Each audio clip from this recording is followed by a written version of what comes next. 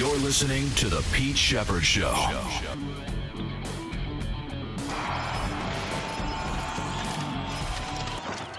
it's good to be back.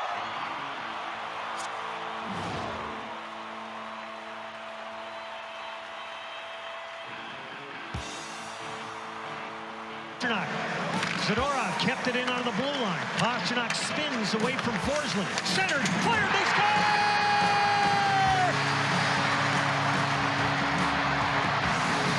A three-goal barrage from the Bruins here in the third period.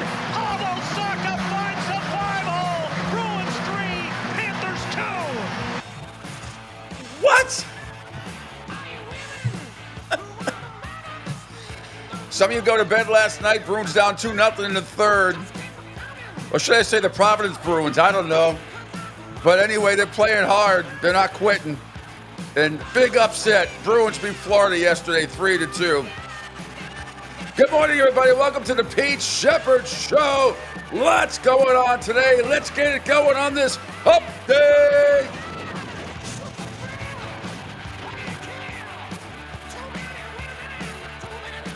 Yeah, great win by the Bruins last night. I did not watch the third period. I was disgusted. I wasn't surprised they were losing, but man, they've come from behind. Seen all the highlights. Wow, what a win for the Bruins.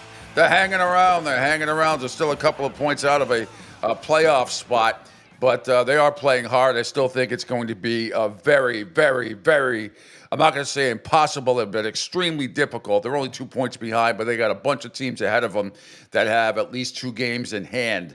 So we'll see, but anyway, they keep punching away, and literally, we'll show you the highlights at the end of the game. Sam Bennett got the piss beat out of him in that game last night with 3 seconds to go. I've got the video. I saw it this morning by Zadorov. Beat him pretty good last night at the end of the game. And Sam Bennett is a tough SOB.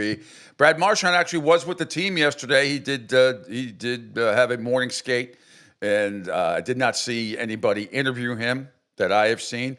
But I do know, before we get into all the NFL news, which is going to dominate the show today, and a couple of other things. Also, the TPC coming up in Punta Verde up north in Florida. Anyway, coming up this week, one of my favorite golf tournaments of all time. No question. It's like the 5th major. Everybody knows about it. But the Brad Marchand thing is interesting because the stories now, the reports are that he wanted the Bruins. The Bruins offered $6.3 million. Marchand wanted $7.5 million. It's not that big of a difference. He wanted a compromise. The Bruins wouldn't come down and meet. Wouldn't come up, I should say, to meet him halfway, which I think is absolutely ridiculous. And shame on Don Sweeney if those reports are absolutely true. Now, wait till you hear the boys on the McAfee show yesterday go off on Don Sweeney. Good Lord. F-bomb City. Not my doing, but we're going to play it anyway coming up.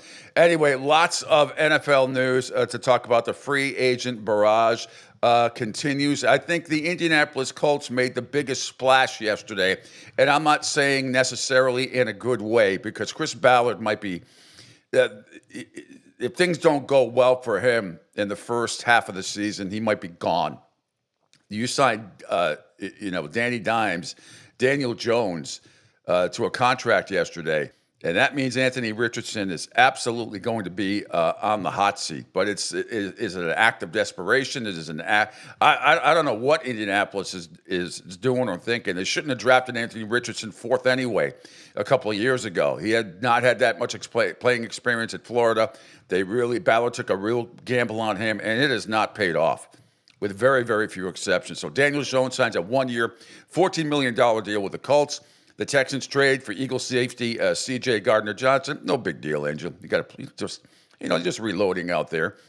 Joey Bosa signs a 1-year, $12.6 million deal with the Buffalo Bills. So we have all of that and a lot more. And tonight, a possible NBA Finals preview when the Boston Celtics host the OKC Thunder at the Garden. It should be absolutely electric. Can't wait. We've also got men's college basketball tournaments going on. And I got to give a shout out, Angel. You're very familiar with Phil Martelli, correct?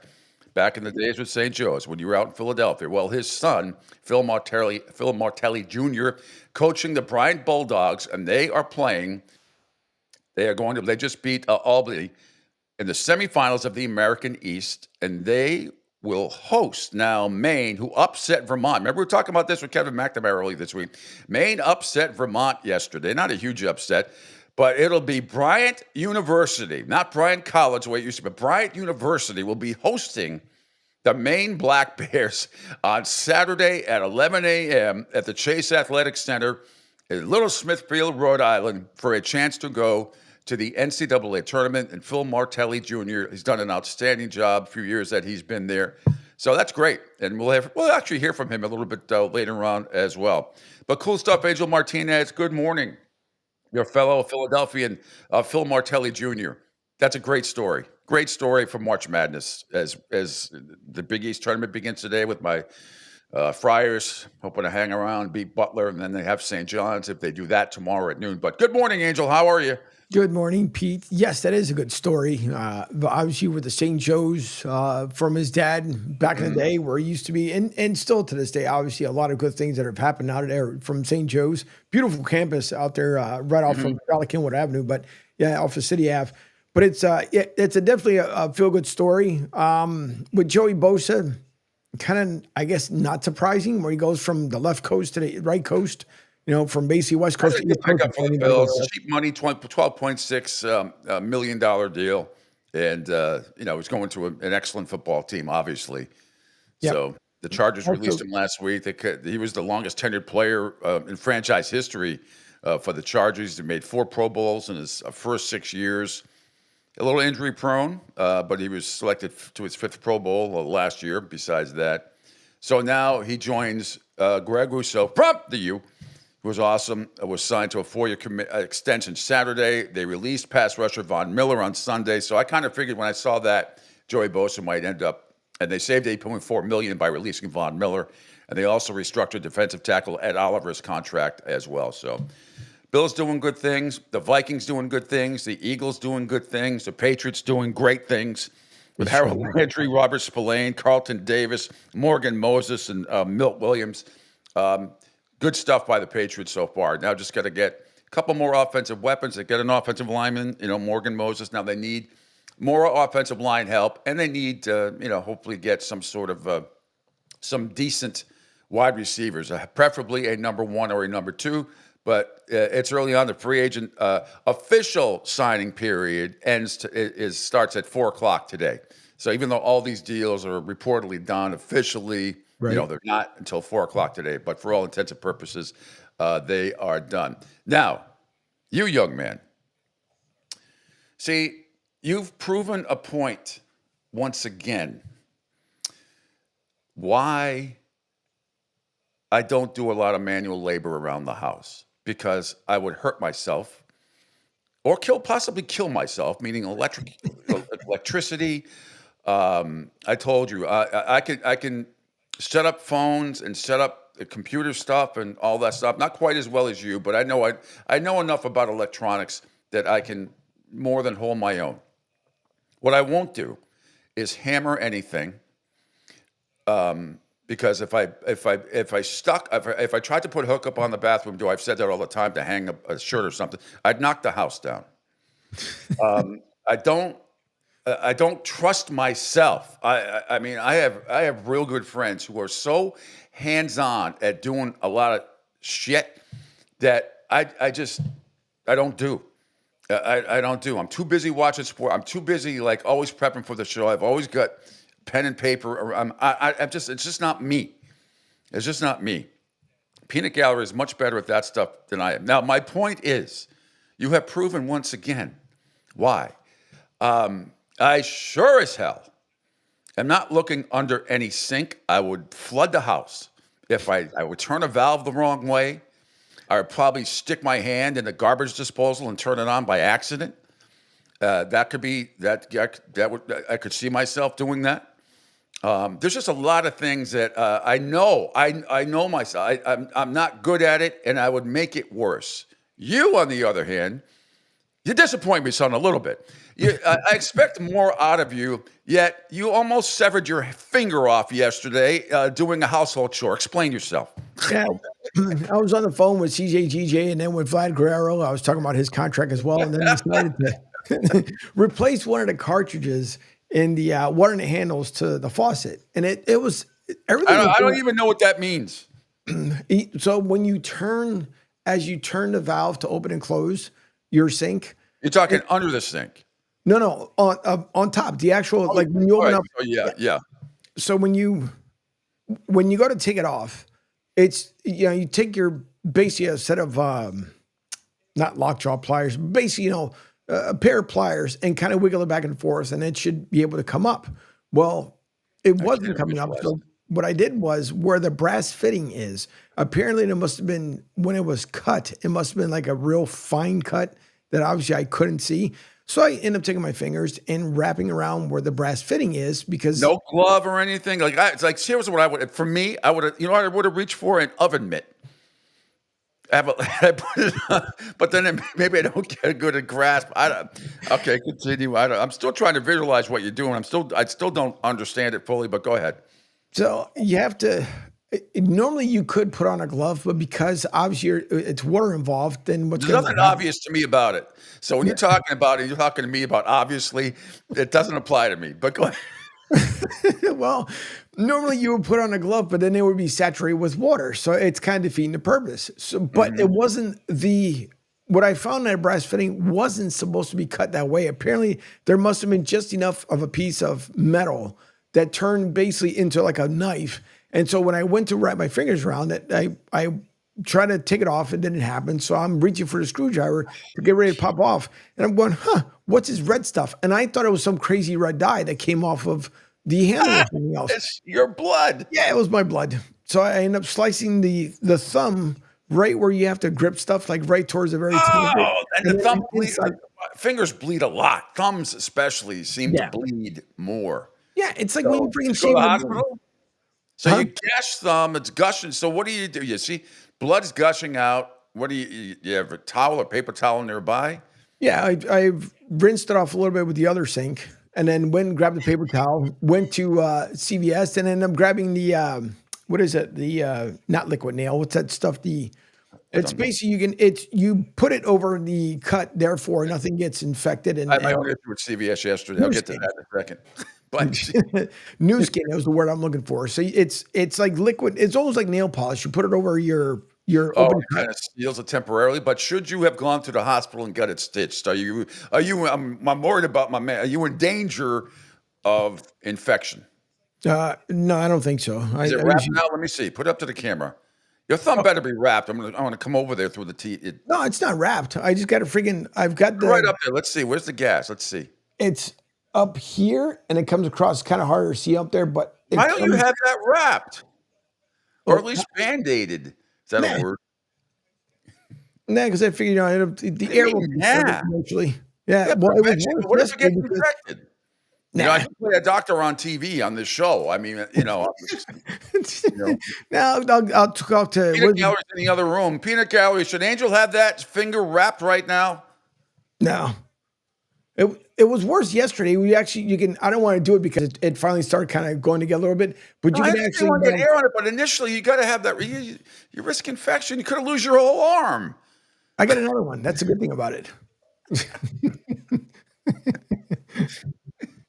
So now, where is your wife? Where's the dynamic Debbie during all of this?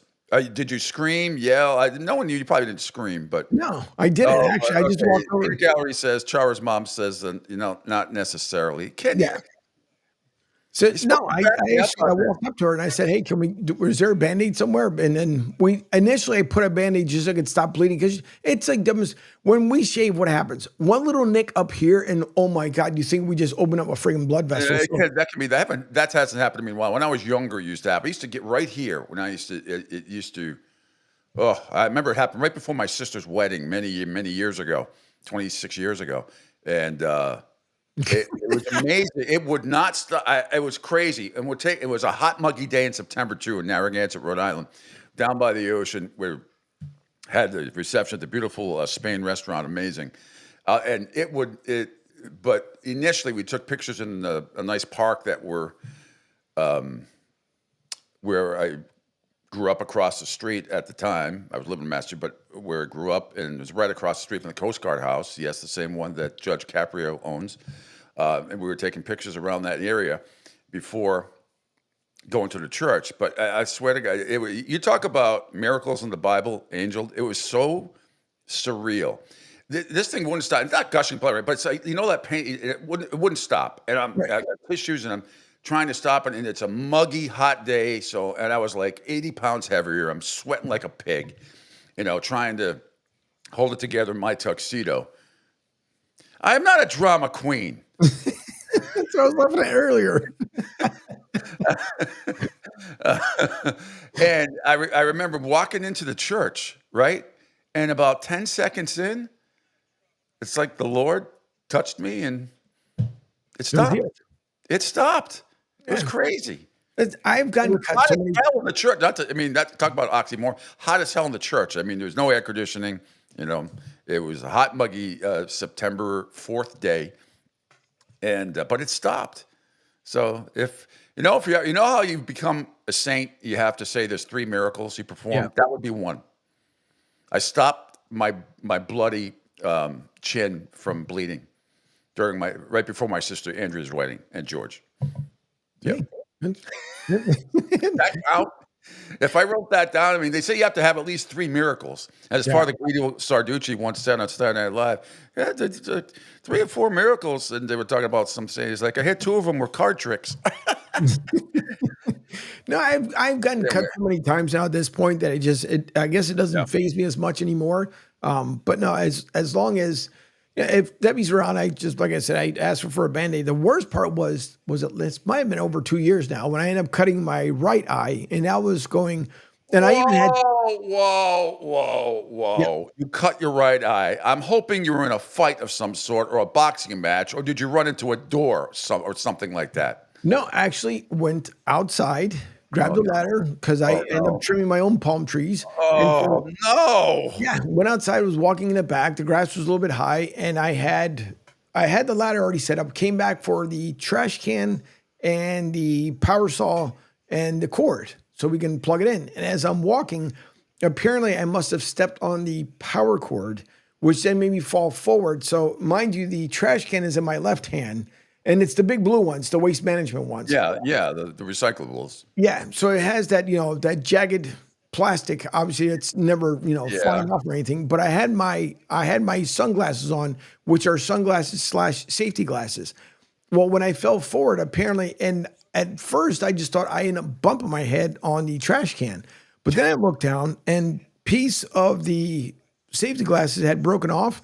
And as I'm looking down, the blood is just streaming out of my right eye. I had cut it open. I had to get 7 stitches on the right eye because I ended up cutting that open. And I ended up coming inside the house, and Debbie said, "What's wrong?" I said, "Look," and you can see it clear as day on the inside. And so we ended up going to the hospital, 7 stitches. I had a great doctor. She was, she went in there, obviously had to clean it all up, and you can feel the sting initially, and then had to, put in a needle 3 times just so she was able to stitch it up. I think taking the stitches out was worse than actually getting stitches in.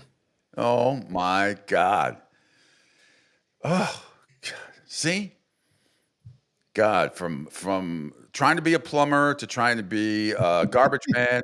Boy, I haven't done that yet. I take out the garbage and the recyclables a lot. I'm out there, and I have not injured myself doing that yet, although I am willing to learn. Well, it doesn't take much. It's dumb stuff. Now, I will say if I didn't have my safety glasses on, I would have definitely lost my eye because when I mean it was cut right just to the outside of it, I would have lost the eye. Yeah, another place where it bleeds. I've never had that happen to me, but but I've had friends that have got cut up there. And, oh, man, it's probably the head and the feet bleed the most, right? It seems. It does. And your thumb. My only serious accident I've had, and I may have told you this story, maybe not, over the years, and then I promise we'll get into sports. But this is the beauty of doing my show like this because, and I'll tell you the Jerry and Ann Thornton story from yesterday as well. it's like doing this stuff. Sometimes you just got to take a break from sports, and we like to share parts of our lives, that can be goofed on, like this. And I only do it because you're healthy and you're safe. You didn't lose a finger. Although I still think I disagree with peanut gallery. I still think you should have that finger wrapped, or should have initially. But that's just me, Dr. Pete. But the only serious accident I've had was about 10 years ago, Right. and I think I told you this. I'm cooking that night. I had the mandolin. I'm doing either eggplant chips or onion. I forget what I was doing. And I'm good at it. I always use the safety. Usually. Now that and I wasn't going fast. I wasn't going to be like. I mean, I'm not going to out chef myself, but I know what I'm doing. I've used a mandolin many times. That does the thing that slants and you cut vegetables on. It comes out nice and even. And everything else. Well. Again, it was an eggplant onion. I'm doing it, and I slipped right at the end. It was actually going very slow. I was about ready to put the guard on, what they call the guard that you should always have on, and I missed, and I cut the tip of my middle finger off. And and back then, my late great Scotty Terrier Chara happened to be below me, and she ate it. Oh no. It was right there, and she licked it up, and it wasn't anything that was going to be stitched back on, but it was a nice little chunk of my middle finger on my left hand, believe it or not, and she was right there to pick it up, and I didn't flinch or anything. I took I washed it off. Obviously, no blood went in the eggplant, which was good. So that saved that. But then, she was wagging her tail like she had done something great, or like I fed her a treat. But yeah, so she was always, she ate part of my left middle finger that scraped off on the mandolin. That's about as serious an accident as I had. I've only seen it once at a deli where the guy was talking, and the other part, how you swing it around so you have weight.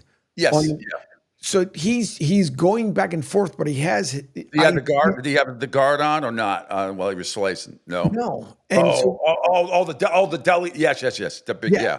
So I guess I'm thinking he must have thought that he put it up there, but he had his hand on top of the meat. No. Yeah, so I'm thinking he must have done this like a couple of times. Like, you go, and I mean, it slices so freaking quick. Yeah. So I'm watching him, and I'm so far back that I'm like jumping and doing one of these numbers to try and get his attention, and nothing. And he must have gone about the 10th one, and on the 10th one, all of a sudden you just see something go, bing. It was just shit, right on his thumb. Goodbye. See, you wouldn't want to be you. Nope. Oh man. Well. Okay, enough of grossing everybody out during their breakfast. That's okay. Again, welcome to the Pete Sheppard Show here. Thanks for following us on the video platform and the Coastal Sports Network, on the awesome app as well. Again, can't stress enough. If you can't see the show, go to SR1029 The Game, SR1029thegame.com. The links are all over my social media stuff. It is not 1029 on your car radio, okay? Especially those of you here in Florida, just click on the link like you would, like if you're doing Pandora or you were listening to another podcast or whatever. Just go to SR1029 The Game. It's on my Facebook page, it's on my Twitter, everything's there, and just click it on, and you'll be able to hear the show. That's the best way to do it. You can go through the video platform in your car or your mobile device if that's it, but it might cut in and out because of the video thing. It will not cut out when it's SR1029 The Game. That's what you want. That's what you want to do. So thanks for listening there. Our Facebook page is CSN Florida, Rumble, on YouTube, of course, LinkedIn, and always call or text the show, 727-858-6650. Bill Spiros from the Boston Herald and the senior betting analyst for bookies.com is going to join me at 8:30. 9:05 a.m., you don't want to miss this. Kevin Winter, my good friend, who after over a couple of decades at ESPN on the radio, they fired him. Just happened to coincide, by the way, with Stephen A. Smith signing that stupid, ridiculous $100 million deal that he got for 5 years, $20 million a year. Kevin, one of the great guys, great, versatile broadcaster in all sports, and they canned him. I have a feeling he has something to say, but he is one of the great broadcasters out there, and he's a ginger, my favorite ginger broadcaster. as I like to call him. But he will join me at 9:05 a.m., and maybe we'll get privy to some inside information. There's more Stephen A. Smith stuff out there, which we may get to it, may not. This whole thing about LeBron James. Don't you love it when media members make themselves the story? Yep. Now, I know LeBron kind of had a hand in it last week when we were on vacation with all that bullshit confronting Stephen A., but it really has escalated, and it's almost on the verge of Aaron Rodgers drama, which is its own separate entity, as he continues to lollygag and dilly-dally between. It's a long thought-out process, Angel, for Aaron. Should I go to the Steelers and wreck them, or should I go to the Giants and wreck them? And you know what? Or maybe it's because they don't want him, which I kind of find a little hard to believe. But I wouldn't be totally shocked if that's the case. But Aaron Rodgers, once again, is trying to become the story because he wants to take his time. He wants to process. I don't know what needs to be processed. I just don't. But we'll get some people's thoughts. There's a couple of good rants about the Pittsburgh Steelers and mediocrity and all that stuff. But getting back to the Stephen A. Smith stuff, that was we'll play that as well. Also, the Brad Marchand stuff, which I want to get to right now before, and then we got a ton of NFL news to get to. We got a lot of sound, got a lot of video, and I just want to hear. I'm just going to play this real quick here, Angel. What's your message to Bruins fans? Maybe that are upset. You gonna make me do this right now? Okay, yeah, Angel. If we could scroll, it's right under the show. It's Brad Marchand yesterday because I want to start with hockey because this is pretty big in the New England area. I know we have a lot of listeners, but for those of you who are not Bruins or hockey fans, just hang in there a second because this is important. It's right under the show. So this is Brad Marchand yesterday addressing after morning skate or before morning skate. What's your message to Bruins fans? Maybe that are upset. You gonna make me do this right now? To Bruins fans that are upset that you got traded, what's your message to them? Sorry, I made you do this. We went through this yesterday. I mean, I think for the Bruins fans, you know what? Oh man, this sucks. Sorry, bud. No, it's all right. I think for me, my biggest thing is when I look at the situation is we were an incredible team for a very long period of time, and if you look at, maybe we haven't achieved everything that we wanted to throughout that time, but you give up a lot in those runs, and you give up a lot to go on those runs, team-wise, picks and prospects, and it gets to a point where it catches up to you, and all right, Angel, that's cool. That's enough right there. He has a 5-minute answer, and basically he says all the right things. I can just tell you that.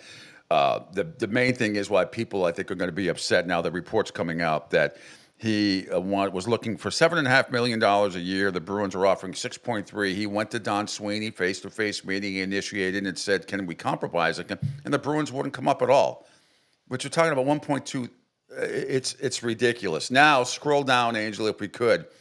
To Pat McAfee's show yesterday. Now, this happened before the Bruins game last night, but it's I'm not talking about hockey anymore, and you can listen to, I forget the guy's name, who's part of his panel, who's a big New England sports fan, but they go off on Don Sweeney yesterday, and when you start, and I listened to some other stuff, Spitting Chicklets off Barstool Sports and everything, with Mike Grinnell, my friend, and Paul Bissonnette from TNT, and they went off on Don Sweeney as well. Because they believe the same thing I do, that it was $7.5 million that Marchand was looking for. The Bruins were offering 6.3.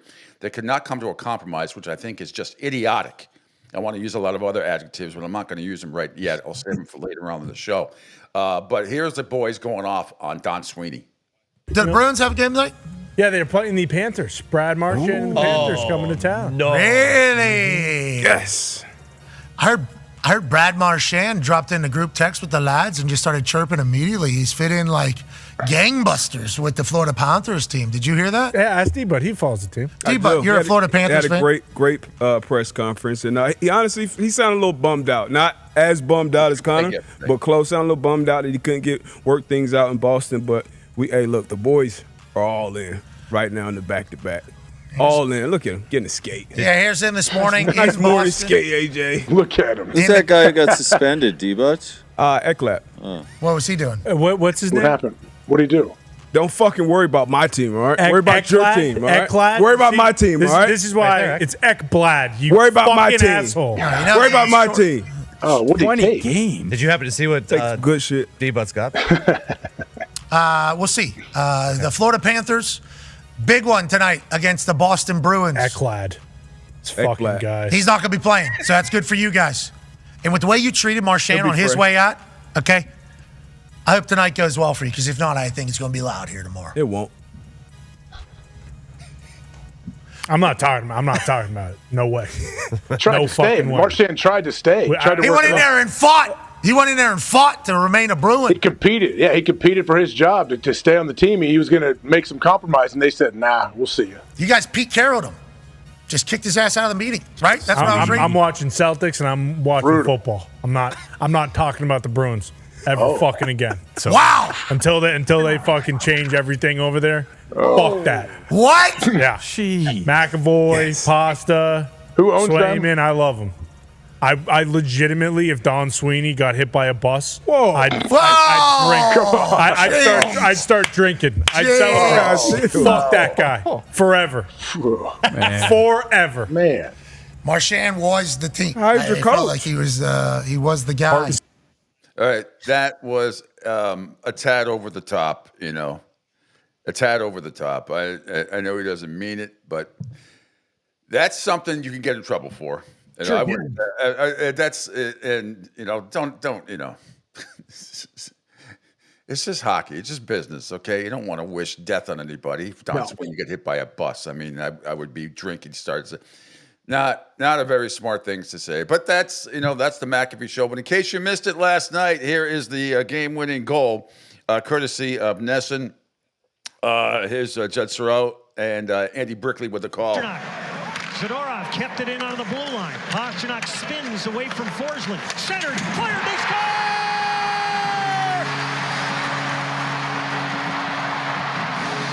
A 3-goal barrage from the Bruins here in the third period.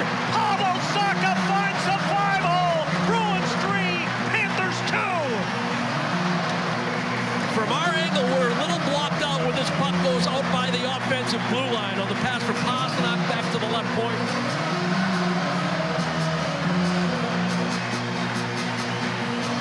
See where the linesman is, sitting atop the boards, had the best view of it. He waved it onside. That's the good news. The better news is the move by David Pasternak in coverage.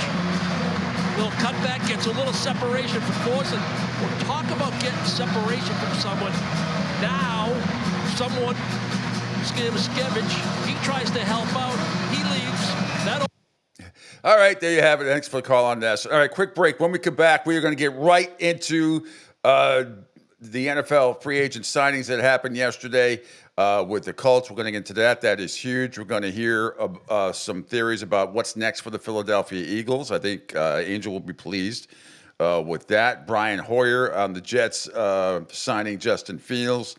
Dan Orlovsky weighs in on the Vikings. Please don't have Aaron Rodgers going anywhere near your organization to contaminate it. I don't think the Vikings would. They're too smart for that. Yep. They don't need it. Any of that stuff. Sam Weish on the offseason moves by the Bears. We got a whole bunch of stuff here coming up and some fun video as well. All part of the Pete Sheppard Show here on a Hump Day Wednesday on the Coastal Sports Network. Hi, folks. This is Gerard Moynihan of Moynihan Lumber, and I would like you to know that our company has been selling Anderson windows for over 60 years. See the complete line of Anderson windows at any of our 3 locations in North Reading, Beverly, or in Plastown, New Hampshire, or at MoynihanLumber.com. Hey, everybody, it's Pete Sheppard from the Coastal Sports Network. Want to tell you about my good friend Lou DiMuzio and his company. Lou is the president and founder of Ace Technology Advisors. They're big-time tech specialists.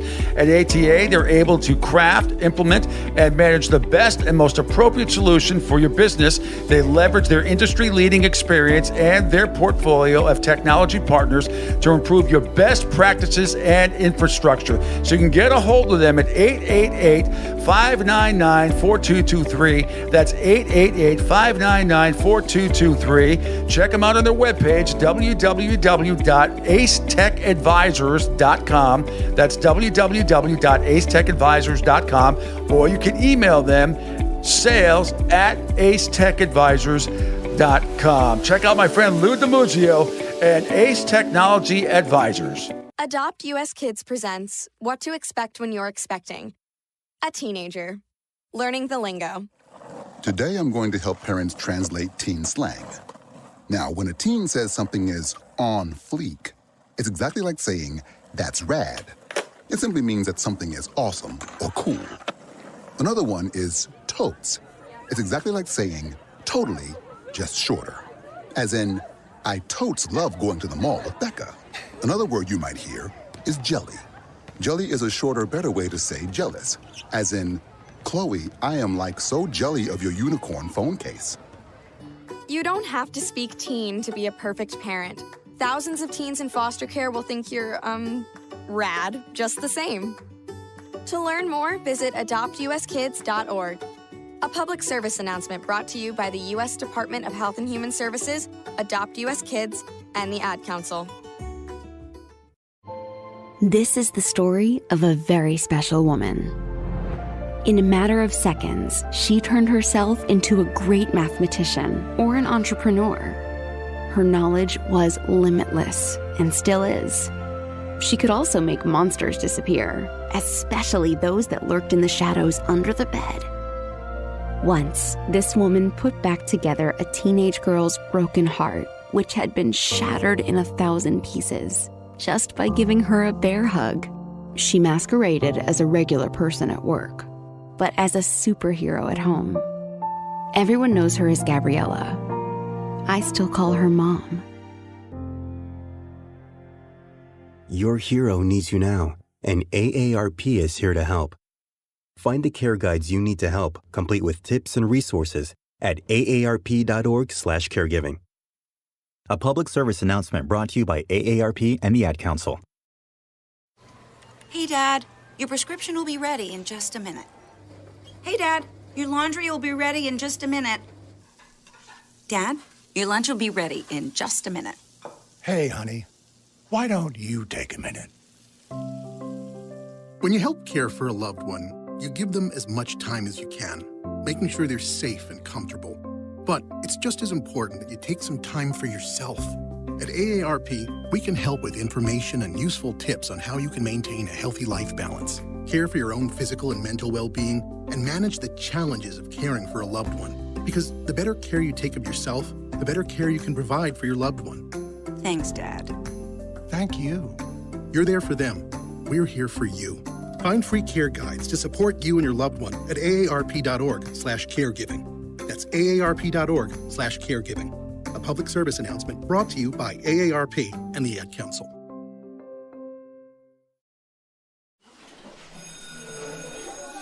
All right, class, let's hear what everyone did this weekend. Jill? Well, I raised my older sister to a big oak tree. It was at least 100 years old. My mom said I must have set a record or something. And then we went down by a stream and perched up on this huge rock and saw all of these little minnows swimming around way below us. And then I rescued my little brother from an evil slug king who was guarding him in the bush fortress. And my sister and I brought him back to our super twig fort for safety. And then we all laid out and told stories until it got dark. And the Big Dipper led us all the way home. Wow. Awesome. Where were you, Jill? Yeah. We went to the forest. It's not that far away. Anyone want to come this weekend? Ask your parents to take you and your friends to the forest this week and find the fun, adventurous you. It's closer than you think. Check out discovertheforest.org. Brought to you by the U.S. Forest Service and the Ad Council. You want the best in sports and entertainment? You got it. Now back to the Pete Sheppard Show.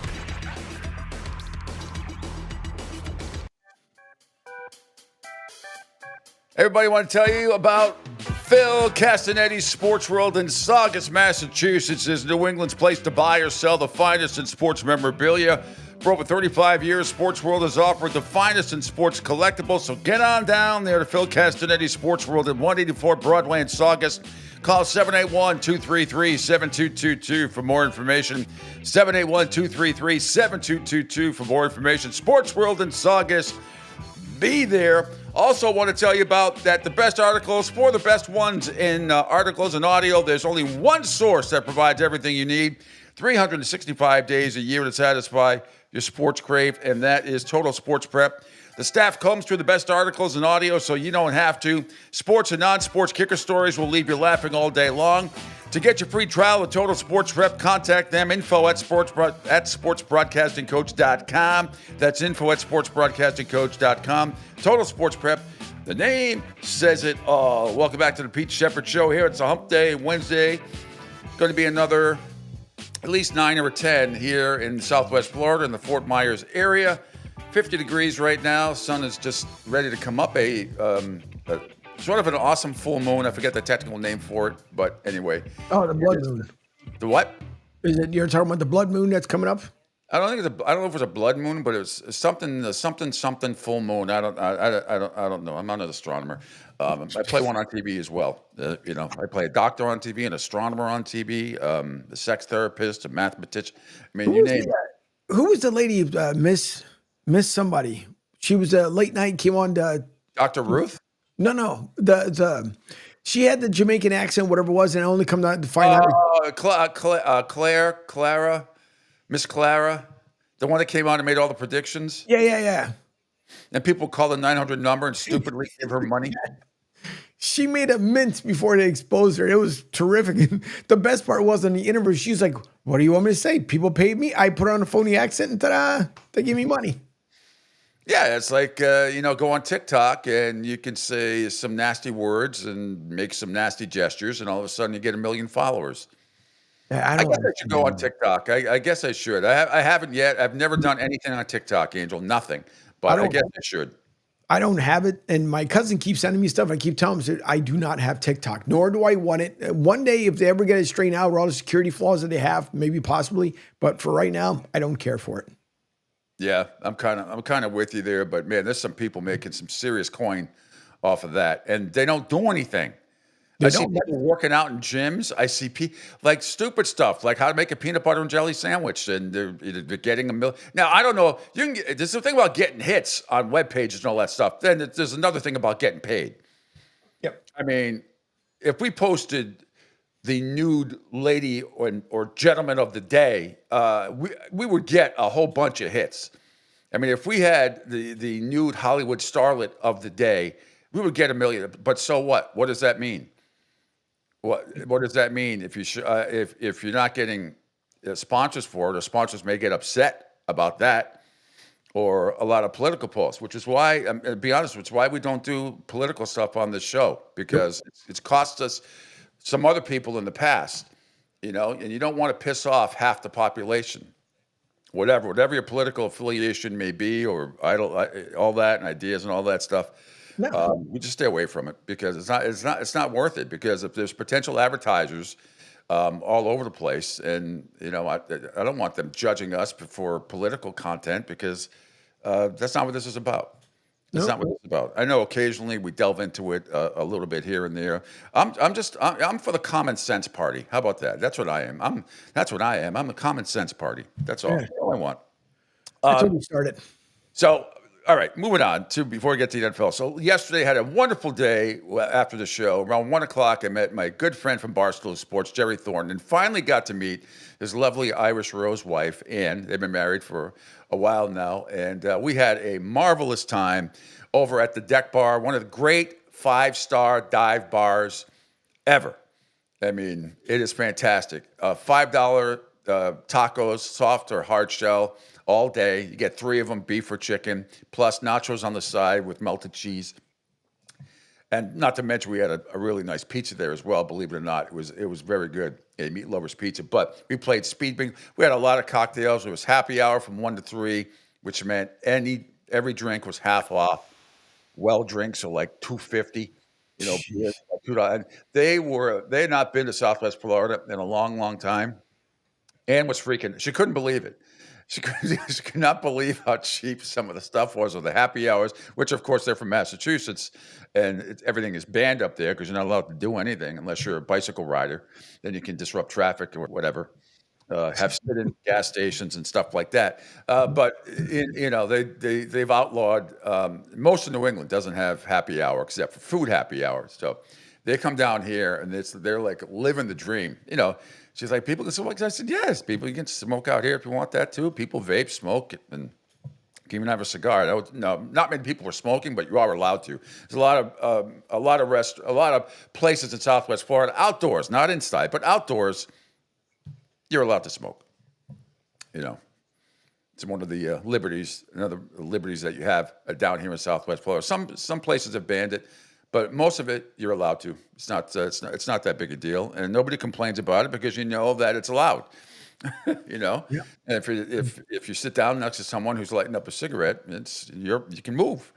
You know, it is what it is. Now, it's not every place down here, but it happens. So anyway, we had a wonderful time. Jerry and Ann are great. I'm going to hopefully meet up with them tomorrow night once again. And then he's got, family and friends that he hasn't seen in forever that want to come down and stay at their nice house that they're renting in Cape Coral. So we had a blast. He's such a good, we were just talking about, old times and all the great shows we did together at WEEI over the years. It was really, really good stuff. You know what we need to do one day before you get back into sports? You and Jerry, the three of us, I'll be the cameraman.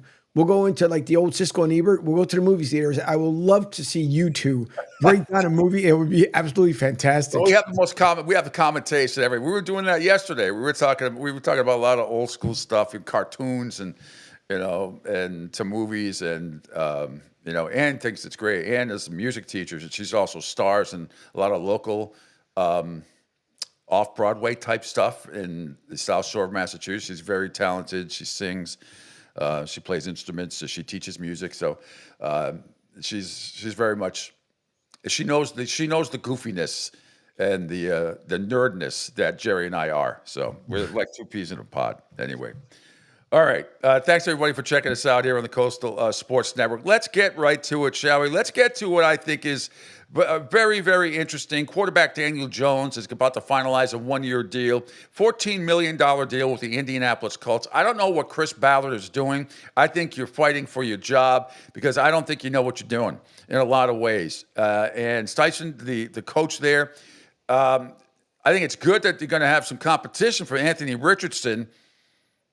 But and maybe I don't know. Maybe Daniel Jones is this year's Sam Darnold, Angel. I don't know. Maybe he pushes Anthony Richardson. Do they actually trade Anthony Richardson, or is he there just for show, just to try to push him to get him to the next level? But Anthony Richardson was drafted 4th overall not too long ago out of Florida. He's a Gator and Gaines, but he didn't play all that much. It was a real risk, and Ballard really, really took a shot and a gamble on him, and it really hasn't paid off. He's had a couple of flashes here and there, but overall, he has been an absolute disappointment. For the 4th overall pick, you got to be better than that. Here's Ian Rappaport on NFL Network talking about it. That's right. It's a base deal of $14 million over 1 year for Daniel Jones. Really strong deal for a either bridge starter or maybe more or backup quarterback. It's one of those things, and really Daniel Jones gets to decide which of those it is. The Minnesota Vikings made a strong push, especially last night before, as you mentioned, it became clear that he was not looking in their direction, and they went and signed a bunch of offensive linemen and defensive linemen to shore up their offensive and defensive lines.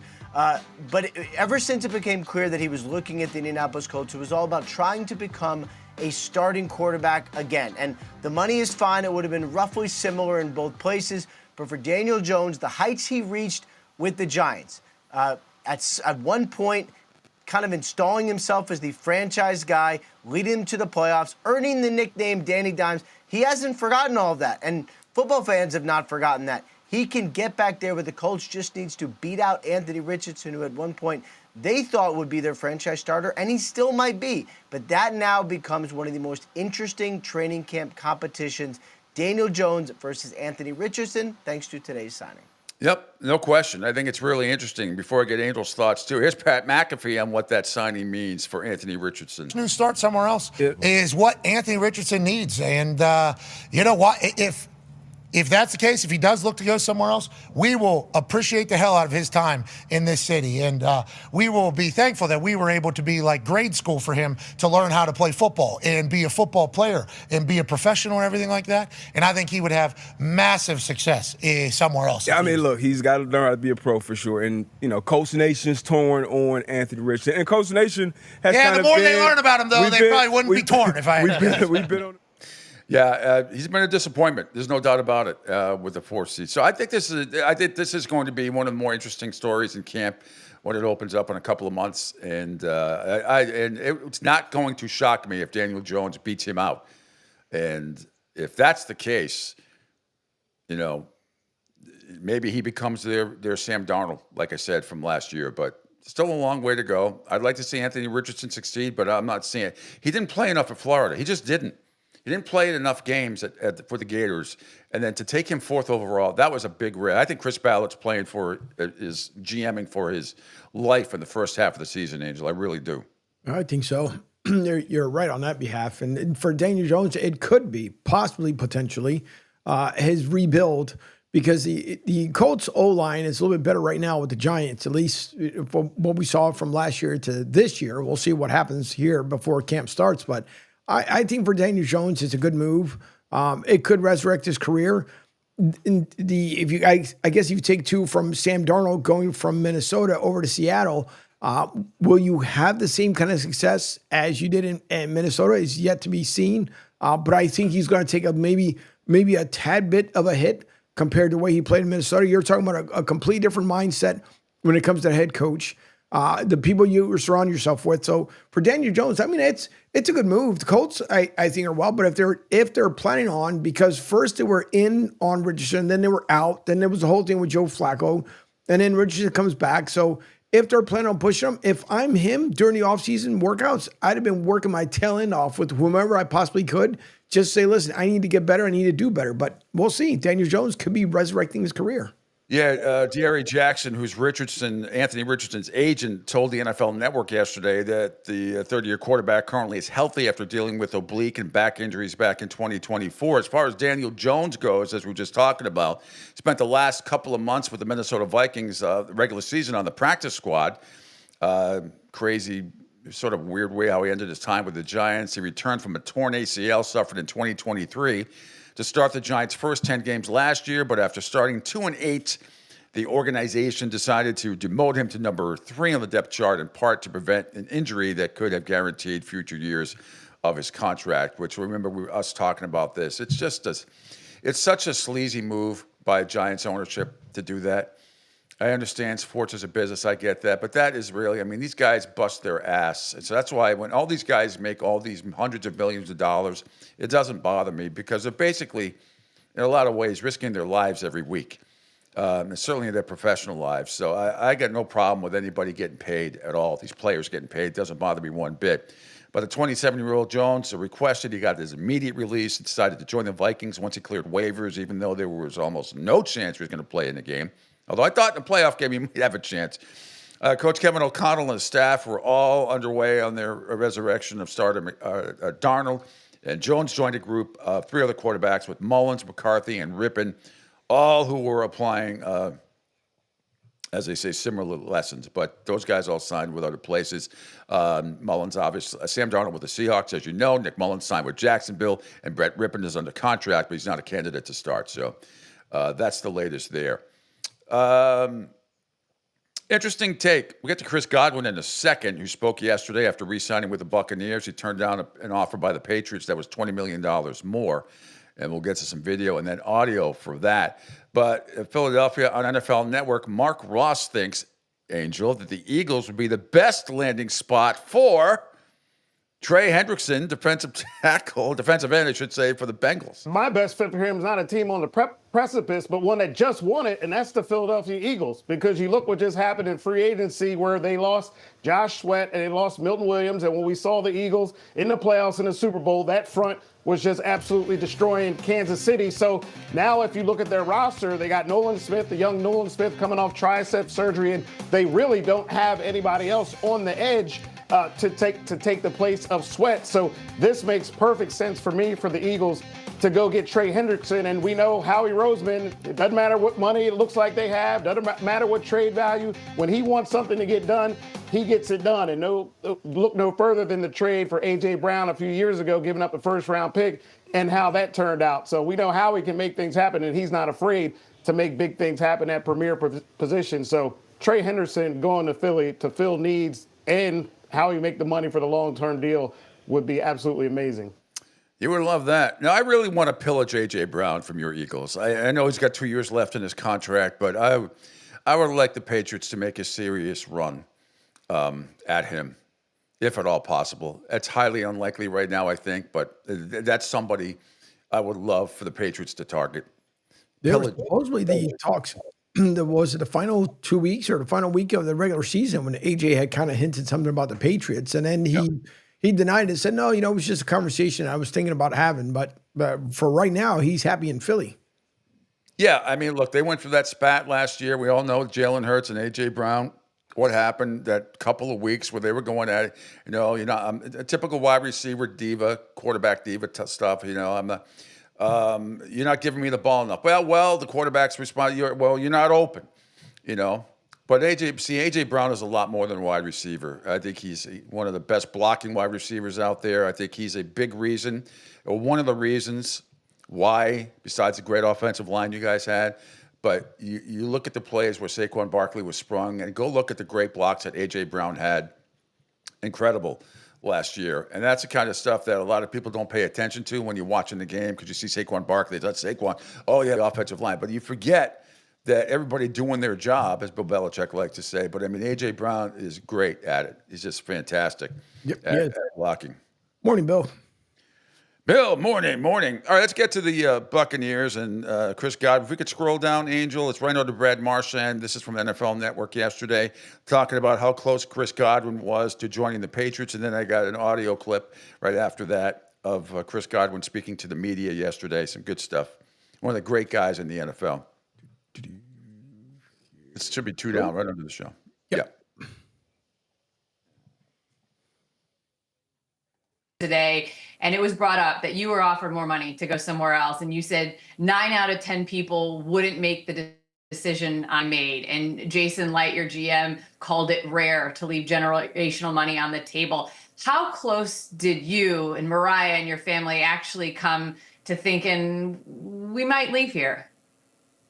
Yeah, I mean, to be honest, I feel like it was like we were like really close. I think that when it comes to us like that, like you have to really, really consider it. And me and Mariah, we had some really tough conversations, like with my agent, because like at the end of the day, right, we're trying to figure out like what's going to be best for our family. And again, like not everybody would make that decision, and like I'm not faulting anybody that would. But I think at the end of the day, like I was mentioning in the presser, like I have to go based off of my gut. I have to go based off my intuition and what I feel like is going to be best for us in the long run. And and being here where we call home, where we feel the most comfortable, where we can raise our newborn son. I think all of those things are big factors for us in making this decision. Yeah, and I have so much respect for this man. I just love his style. Liked him at college at Penn State. Love him down here in Tampa. I mean, he is just. You can tell he is. I've never met him. I've never spoken to him, but he's a genuinely just looks like the real deal. And I applaud him.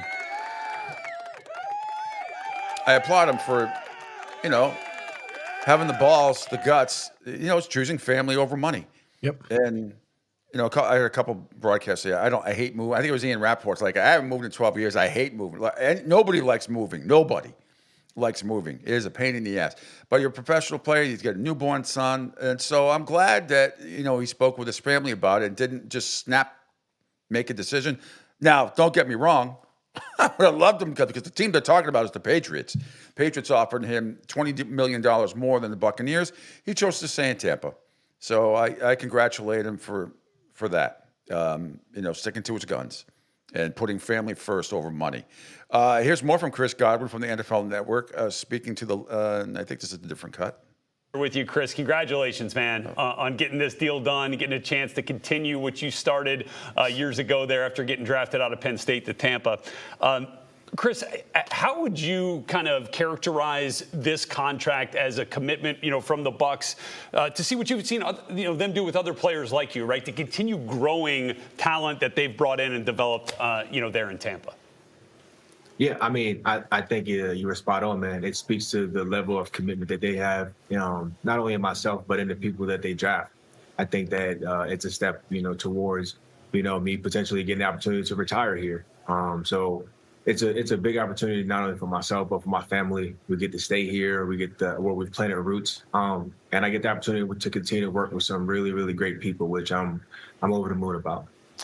Chris, and looking at it, you guys have won 4 straight division titles. You had a lot of success there under Todd Bowles. What is it about the Buccaneers culture that has allowed you guys to be so consistent and so successful under Todd Bowles? I think the biggest thing is just the guys that we have in this locker room. I think we have a ton of guys who are like consummate professionals. They come in, they work hard. They don't have a ton of ego about them. I think the biggest thing for us is we want to win, right? We want the right guys here, and we want to win. We're about doing things the right way, and that's how we've been operating over the last 4 or 5 years. So for us to go out there and to be able to win 4 straight division championships, it's not an easy thing to do. So it speaks to the level of guys that we have in this locker room, and something I'm fortunate to be a part of.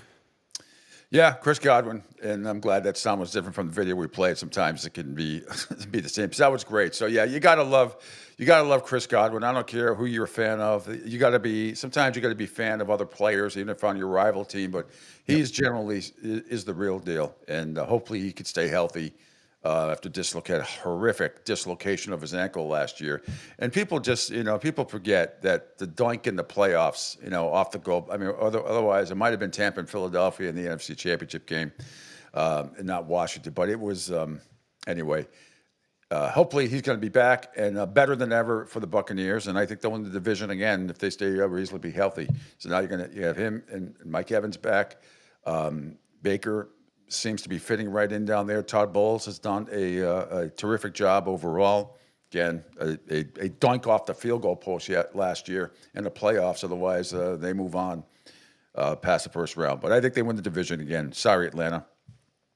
Meanwhile, but that's another thing though with the Falcons, which is going to be cool with Penix Jr. coming in and probably being the starter next year, as he should have been this past year over Kirk Cousins, who's just absolutely awful. He has just gone downhill. And, man, did the Minnesota Vikings know what they were doing? Wow. I mean, remember some of the criticism they came, what's going to happen, and they drafted J.J. McCarthy, but Kirk Cousins and all these numbers, but they were 100%, as Mona Lisa Vito always said, dead on balls accurate. No question about it. Staying with football, Jets Brian Hoyer on the Jets signing Justin Fields. This also from Sirius XM NFL Radio. I like this deal. I like it a lot. For Justin, look, you go to Pittsburgh, and people were kind of questioning, were you worthy of a high draft pick with the Bears? He plays well, but then they replace him with Russell Wilson. And as you and I talked in the break, there's feelings involved here. So at some point, you're probably looking at it like, do I want to be a guy who the Steelers said, hey, thanks for what you did, but we're going to move on and we're going to play with Russell for the rest of the year? Or do you want to go somewhere, as you mentioned, it's Aaron Glenn's new regime. You're going to have a chance to be QB1 from the get-go. You sign a deal that's friendly to the team and friendly to yourself. You get paired back up with your buddy from Ohio State and Garrett Wilson. And it really gives you an opportunity. Look, it's a 2-year deal. It's really a 1-year deal with the opportunity to prove that you can be the quarterback of their future. He's still young. And I wouldn't be shocked still, even with Tyrod there, that maybe the Jets take a guy in the 2nd, 3rd, 4th round that they can develop in the case that it doesn't work out. So I really like this deal for both sides. Justin showed that he could be a winning quarterback last year. He's going to have to be able to throw the ball a little bit more, being the starter in that offense, and especially with the offensive coordinator coming over from Detroit. Yeah, it's going to be really, really interesting to see what happens in this scenario with Justin Fields. Like we were talking about yesterday, I just don't know what he is yet. I don't know. I see flashes in Chicago, saw flashes in Pittsburgh. I saw the good, the bad, and the ugly, as I said yesterday. I don't know. But when you start talking about the Jets and Tyrod Taylor, the lifelong backup, I mean, nice guy and everything, a decent backup, but, you know, he's going to I never understand how, except for like managing your time, you know, how Tyrod Taylor is going to mentor Justin Fields. I mean, a lifelong back, I don't get it. It's not like Tom Brady or Peyton Manning trying to mentor somebody. And a lot of those veteran quarterbacks, I think Aaron Rodgers is one of those, doesn't like and not that I care what Aaron Rodgers thinks, but they don't like mentoring. They don't like you know, I'm going to take you under my wing. I think Ben Roethlisberger was kind of like that too. A lot of guys, it's not their responsibility. But, you know, it's Tyrod Taylor. What's Tyrod Taylor going to mentor Justin Fields about? I mean, I guess you could point out a couple of players here, a couple of players there, but I mean, it's not like Justin Fields is a rookie. Correct. He's not. So I just don't know what he's going to be with the Bears. Before I go to break, too, and then I get some other video to play, bottom of the hour, Bill Sparrow's going to join us from the Boston Herald and the senior betting analyst at bookies.com. And then 9:05, Kevin Winter, former longtime radio host at ESPN, who lost his job a couple of weeks ago. And he's a great broadcaster, very versatile and funny, one of my favorite people. And we might get into some of the inside stuff that goes on in Bristol. I certainly, I'm going to be the instigator. I can tell you that right now, so get ready for it. Meanwhile, Louis Riddick on the Dan Patrick Show yesterday talked about the NFL draft.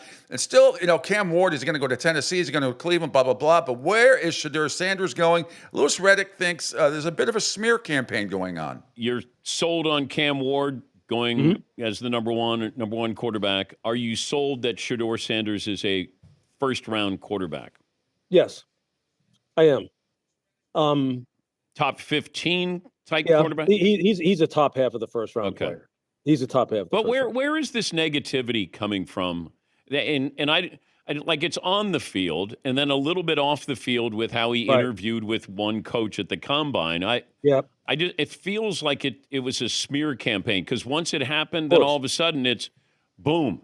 Everybody kind of jumped on this. Why? Of course. Look, they've been trying to. People have been at this game, so to speak, of trying to talk certain prospects down for years. Dion is a lightning rod. That's where it starts. It doesn't even start with Shedeur. This starts with his father, and then it just trickles down to him. And it starts with his father. It's been that way since I played with Dion back in 1992 in Atlanta. People don't like flashy guys like that who can back it up. They just don't. They don't like people who are strong, confident. You know, it's funny. Like, we love it, but then with some people, we don't love it. With Dion, he's always been a polarizing player to the people who don't know him. If you know him personally, you would be like, I get it, and I love it. Give me more of it. With Shedeur, he has some of his father in him. There's no question. How could he not? No. He's the man. I mean, he's the man's son. And so a lot of it comes from who he is and what his last name is. Now, as far as him individually, why do they pick at him on the field? Does he have Cam Ward's arm? No. Do you need Cam Ward's arm? Do you need John Elway's arm? Do you need Josh Allen's arm in order to play high-level winning football in the NFL? No.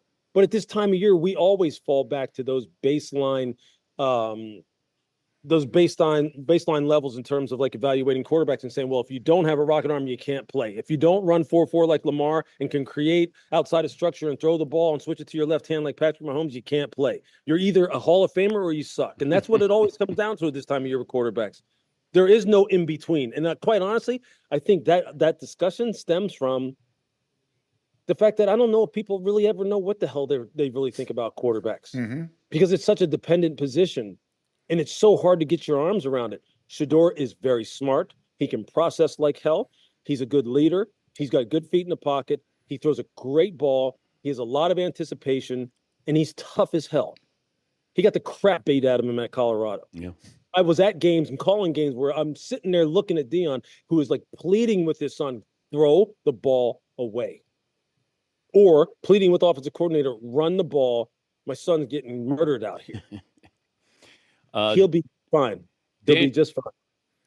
Well, there's a lot of stuff I agree with. I'd say I agree with about 90% of what he said. First of all, as I've been talking about before we go to break, Cam Ward is the Celtics and Shedeur Sanders is the Knicks. Is he a top 10 pick? Now, the other thing, too, is as I get if he falls to 7 and the Giants are there, do they take him?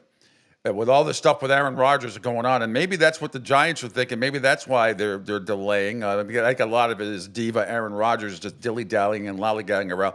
But we can get to that a little bit later on. I think a lot of what Louis Riddick said is true because none of us really know. And I do think it depends on the team, and dare I say that hated word, system. But I do think it's about the team and the culture and the organization. I think there's a big difference of Shedeur Sanders getting drafted, say, and going to Carolina, as opposed to going to Pittsburgh or a lot of other, a lot of other teams. It's very different. All you have to do is look at Sam Darnold. Look what happened to him. Look what happened to Wilson. Who's now with the Miami Dolphins. What had he gone to a better organization than the Jets initially? Where would he be now? He might be Sam Darnold. Look what Sam Darnold was before getting to Minnesota with the right coaching staff and the right situation. So I think a lot of that, Louis Riddick is dead on balls accurate again, as far as where you were drafted, where you end up. I mean, Cam Ward going to Tennessee or Cleveland, it seems abysmal initially. What's going to happen there? But I've seen, other quarterbacks. I know Elway, talked his way out of Indianapolis back in the way of Baltimore, I should say, back in the day, and ended up with Denver. I suppose some players have that power now to do that. And we'll see with Shedeur Sanders. But the Deion Sanders stuff is absolutely part of it. This is a guy who said he was going to dictate where his son was going to go, meaning Shedeur, not his other son, but where Shedeur was going to play. He had ruled this team out, that team out. That doesn't help Shedeur Sanders at all. That doesn't help him. And I think he's a very good quarterback. I just think Cam Ward is a great quarterback. And Shedeur Sanders, I think, better go to an organization that is fairly well structured. Otherwise, he could find himself in the Zach Wilson situation. Yeah. Now, I think he's better than Zach Wilson. Zach Wilson had some great days at BYU. And then everybody remembered Zach Wilson at the stupid combine because he threw a bomb like 80 yards to a receiver that nobody covered. It was one of those fake drills that they do in the combine that mean nothing. But it went viral, and he rolled to his left, like threw across to it, and everybody went, crazy that this was some genius quarterback or something throwing a 75, 80-yard bomb to a guy not covered. But that's the stuff that can happen. The smear campaign, yeah, but I think his father has a lot to do with it. It's very similar to LeBron James in a lot of ways with Bronny. Now, look, you can talk about the Ball family all you want, but, when LaMelo and what's his name, with the Lakers and all that stuff, and all that drama was happening, I don't remember, Mr. Ball was pretty opinionated about everything. And his sons, he Jedi mind tricked the Lakers to drafting Ball, his son. Didn't work out, got dealt immediately. Just like LeBron Jedi mind tricked the Lakers in drafting his son. You're the one that brought this up, LeBron. You did this. And now you're upset at media people because they're discussing your son. Enough of that crap. Please. We'll get to that when we come back from break. Quick break, and that'll probably be the last break we take all day because I have Bill Sparrows at the bottom of the hour, then Kevin Winter at the top of the hour. But when we get back, let's show you a little, I think Stephen A. responded in more detail on a podcast about LeBron James and some other people weighing in as well. And I hate to see media people become part of a story here. This might be a little bit different because LeBron is the one that confronted him on the court. But LeBron James, you better get over yourself. You better get over the fact that the only reason your son has even got a sniff and a whiff of the NBA is because you made it, you did it. Otherwise, he's nothing more than initially as a G League player, a pretty good G League player, which he has been. And not to say that he can't develop into a great player, but you're the one that put the pressure on him. You did this to your Laker organization, and we'll see what happens. All right, quick break here. When we return, more great stuff here, more video and audio coming up here. You don't want to miss it on the Pete Sheppard Show on the Coastal Sports Network. Hi, folks. This is Gerard Moynihan of Moynihan Lumber, and I would like you to know that our company has been selling Anderson windows for over 60 years. See the complete line of Anderson windows at any of our 3 locations in North Reading, Beverly, or in Plastown, New Hampshire, or at MoynihanLumber.com. Hey, everybody, it's Pete Sheppard from the Coastal Sports Network. Want to tell you about my good friend Lou DiMuzio and his company. Lou is the president and founder of Ace Technology Advisors. They're big-time tech specialists.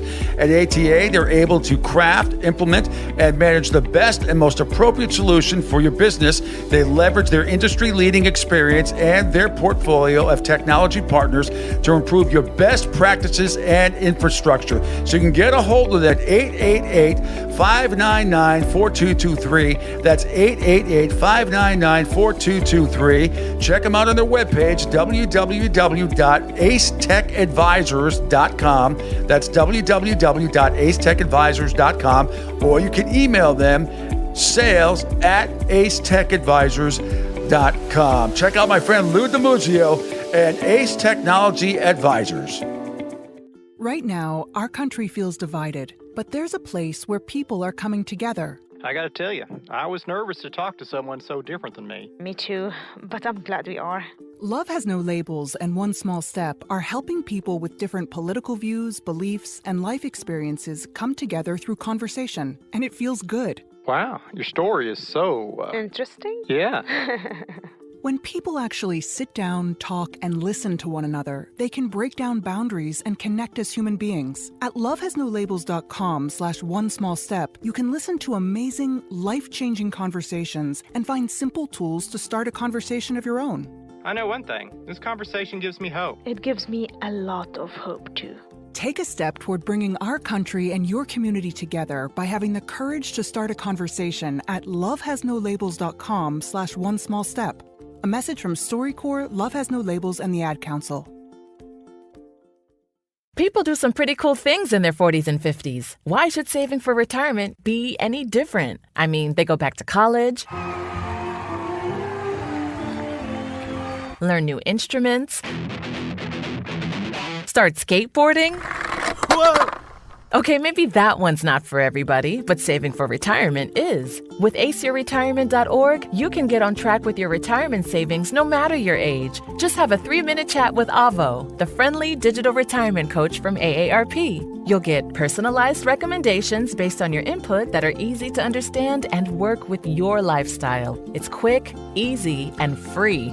Plus, it's sponsored by AARP, so you know they got your back.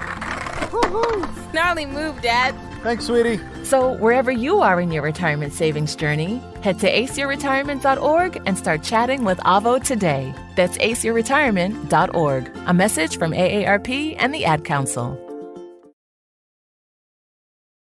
Adopt US Kids presents What to Expect When You're Expecting. A teenager. Learning the lingo. Today, I'm going to help parents translate teen slang. Now, when a teen says something is on fleek, it's exactly like saying, that's rad.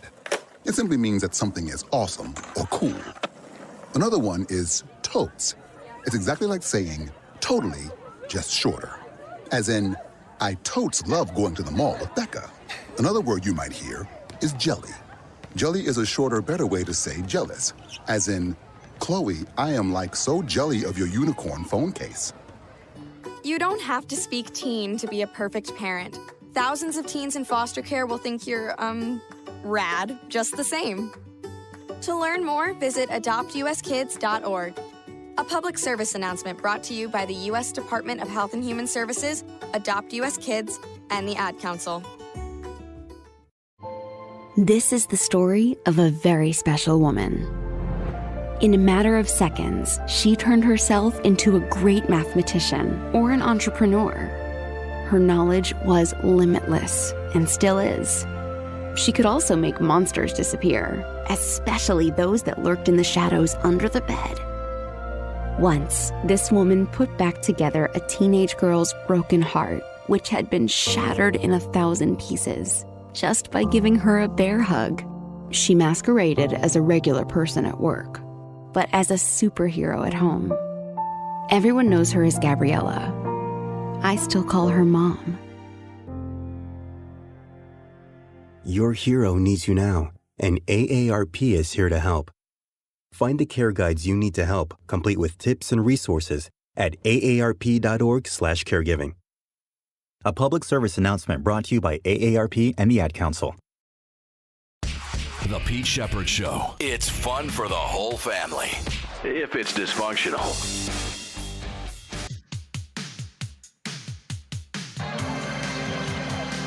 Pacers down 3. Halliburton's got the ball. Halliburton rises up. And there's a whistle. Oh, my goodness.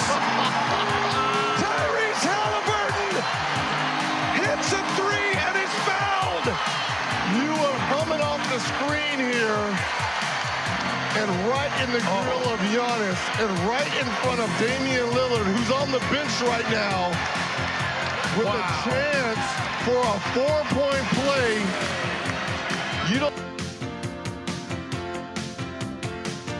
And yes, the free throw was made, and the Indiana Pacers in a 4-point play by Halliburton stunned the Milwaukee Bucks last night. Thanks to TNT for that call. 115-114. The fadeaway 3 while being fouled completed the 4-point play. 3.4 seconds left, and there you have it. The Pacers win over the Milwaukee Bucks last night in that game. And Halliburton had 14 points, 3 rebounds, and 10 assists, 4 of them coming on that one play. Siakam at 25 and 12.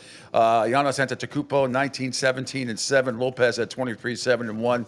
But watched the end of that game last night. It just flicked it on right with like 2 minutes to go, just for shits and giggles, and got to see it. But great call on TNT last night. The Celtics will entertain the Oklahoma City Thunder tonight at SGA. Should be a great game at the Garden tonight. I fully expect the Celtics to win. The Porzingis thing is interesting. He's been taken off the injured list. So the last I checked, I will double check right now, as a matter of fact, just to see.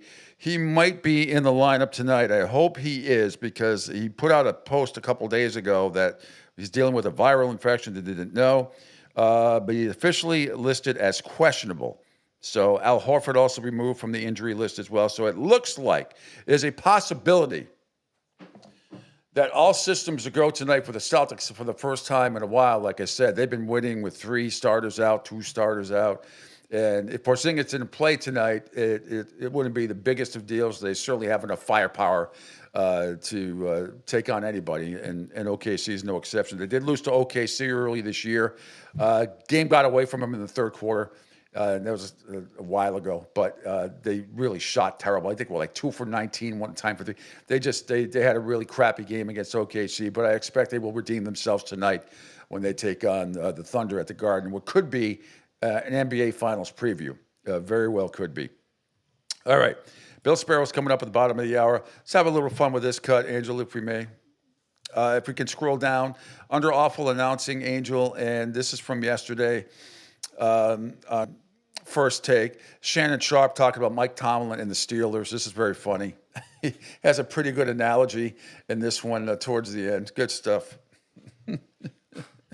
And what is the standard? We hear Mike Tomlin say all the time, the standard is the standard. Well, in Pittsburgh now, the standard is mediocrity. Because what do we always highlight Mike Tomlin with? He's never had a losing season. That ain't worth a damn. We don't pay you to not have a losing season. We pay you the big bucks to win championships. And they haven't, as you mentioned, Stephen, they haven't won a playoff game since 2016.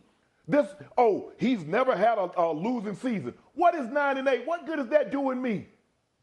Bro, come on. That's like kissing your girl through a screen door. That ain't doing nothing. Ain't no lips touching. You don't get to hold no hands. That ain't nothing, Stephen A. I need more from Mike Tomlin. He said, this is what he said. The standard was the standard. So now when we associate standard with Pittsburgh, it's mediocrity. It's a game or 2 above 500. That is not good enough for the Pittsburgh Steelers. And what is the standard? Stephen A. and Chris Canty as well, who does the morning show on ESPN Radio, does a great job, actually.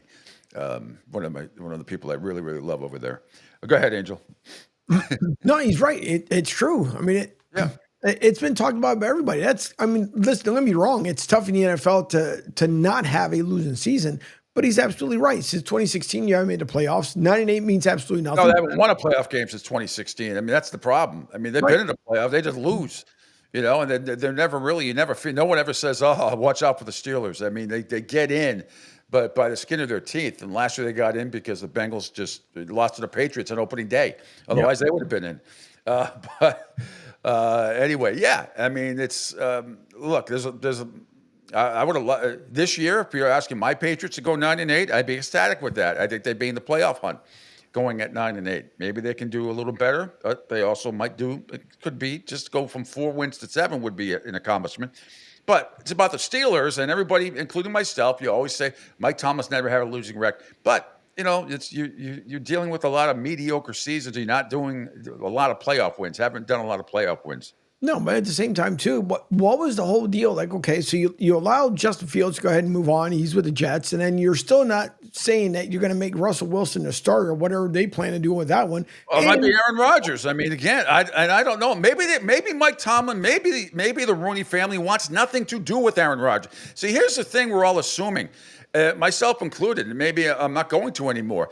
I mean, Aaron Rodgers is dilly-dallying, procrastinating. He's trying to make it all about him. Let's have a bidding war going on for my services between the Giants and the Steelers. Well, maybe they fucking both don't want you. Maybe that's just it. Maybe they don't want you. Did you ever think of that, Aaron? They don't want the baggage that goes along with it because it ain't going to play in Pittsburgh, that's for sure. And I don't think it's going to play with the Giants either. So maybe they just don't want him. It could be maybe they're going to go the draft route. Not so much the Steelers, but I mean, if the Steelers don't go out, then I would say they have to go after Russell Wilson. There's not a lot out there, unless there's a trade out there that I don't know about. But maybe Aaron Rodgers, it's just that simple, that the Giants and the Steelers just don't want you yet. Now, I still think he's going to end up with one of those two teams, but I'm not discounting the possibility, Angel, that the thought process of like the Mara family and the Rooney family, like they call each other on the phone, like, you want this guy? No, I don't want him either. I don't want that baggage. I don't want to hear that crap. I don't want to know about field trips to to go see the Sphinx. I don't want to hear about dark houses or going on the McAfee show and ripping everybody. I don't want to deal with that. But more than likely, one of those two teams probably will, and he'll destroy them like he does and has been for quite some time. He's just not that good anymore, period. He's just not that good anymore. And he ain't worth the drama. If I owned a football team, there's no way in hell I'd bring him in. No way. Nope. As a backup, maybe, but that wouldn't float with him. All right, if we could scroll underneath that, Angel, right underneath that, Ryan Clark yesterday called out LeBron James for, getting up in Stephen A. Smith's grill over the Bronny criticism. I think this is a great take here by Ryan Clark. Because you're LeBron James's son. So what does it do to that narrative now? Right? How does LeBron running up on Stephen A help the narrative? It doesn't. Because the narrative was he's there because of you. He was drafted in the place he wasn't supposed to be because of you. Now all of a sudden we can't talk about him either. Now imagine if LeVar Ball runs up on Stephen A. Imagine if T. Morant runs up on Stephen A. How classless we would say they are. How immature we would say they are. LeBron James is a father doing the same thing for a professional basketball player. And I get it. I 100% get it, man. Sometimes somebody does something and it's on site. Stephen A. say, why you didn't call me? Mav got my number, right? He say, Rich got my number. Because LeBron James saw him and LeBron James wanted to make that point. He wanted to show the world, he wanted to show Stephen A., and he probably wanted to show Bronny, bro, I got you. And I'll do it publicly so everybody sees it. The problem is this. You ain't run up on Skip all them years he was talking about you. You ain't run up on everybody else all that time he was talking about you. And if you going to run up on everybody that says Bronny James didn't deserve to be drafted where he was drafted at, you're going to have to do a whole lot of damn fighting. No kidding. Yep. No kidding. Absolutely. Yep. I mean, it makes great points. What I was talking about LeVar Ball. I mean, when's the last time, though, you heard about LeVar? It's amazing. When's the last time anybody heard from LeVar Ball? Not since a while. No, not at all. Let's see. Now, if we can't, I want to scroll down once again. And Stephen A. Smith was on a podcast where it's down under the Hater Report. He goes off on LeBron. This is really interesting stuff on the, I forget the podcast he was on, but you'll see it at the screen on the bottom. Anyway, here's Stephen A. going off on LeBron. This was from yesterday, I believe. You had called me and said, Bron pissed off. Motherfucker mad as hell. He want to see you man to man. I said, what would I have done? Rich Paul said, you'd have hung up the phone and you'd flew to LA. I said, thank you. So my point is, rather than come up to me at courtside, all you had to do was say, yo, I need you to stay. Don't leave this game. I need you to see you after the game. That's all he had to say to me. Then as we speak, he says that, let's take an example, he said what you just said. I stand down. My bad. And not only that, I'm gonna make sure I go on the air. I ain't look at it that way. That's on me. You didn't do that shit. You said you fucking with my son. No, I wasn't. I was talking about you. I was talking about you. Wasn't about your son. I know he's number 55.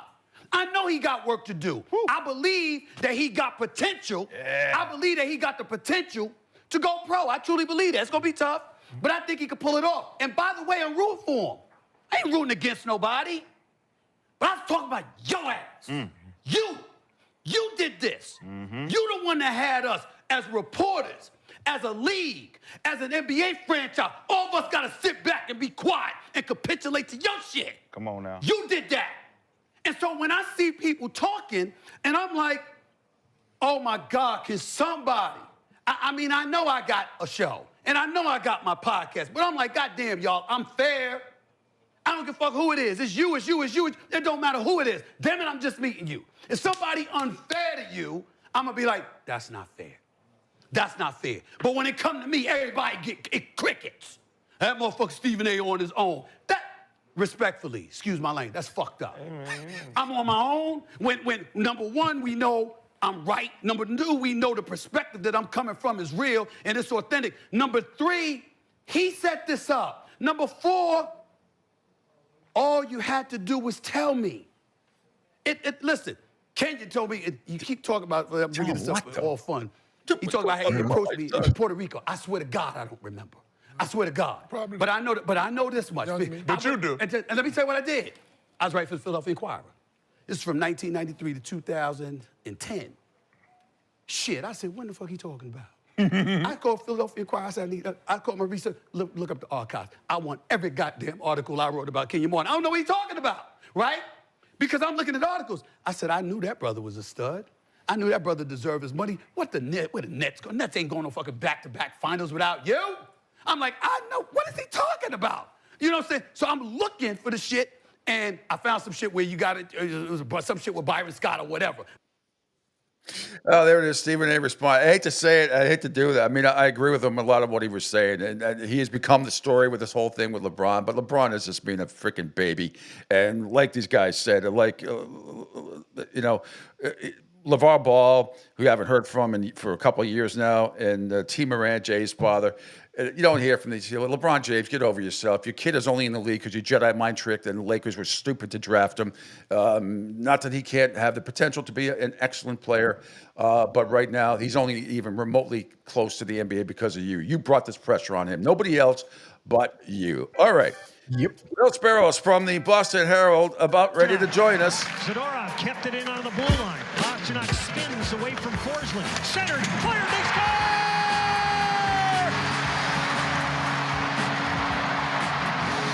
A three-goal barrage from the Bruins here in the third period.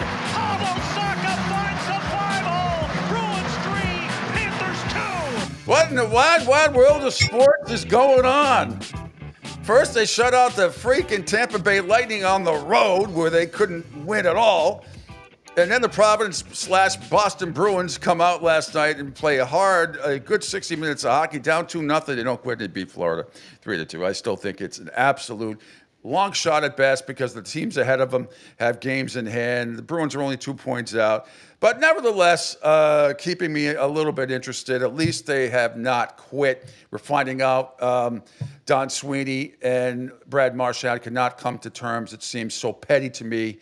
I'm still angry about it now that I find out that Brad was, the reports are the Bruins were offering, or Brad wanted 7.3 and the Bruins were offering 7.5 and the Bruins were offering 6.3, and you're telling me they couldn't come to a compromise. It seems really silly to me. We're going to discuss that. Joining me right now is Bill Sparrows from the Boston Herald and the senior betting analyst from bookies.com. And joining us, and there's a lot on the plate here. We'll get to the gambling aspect of life, liberty, and the pursuit of happiness as well. But William, how are you? And it's good to see you.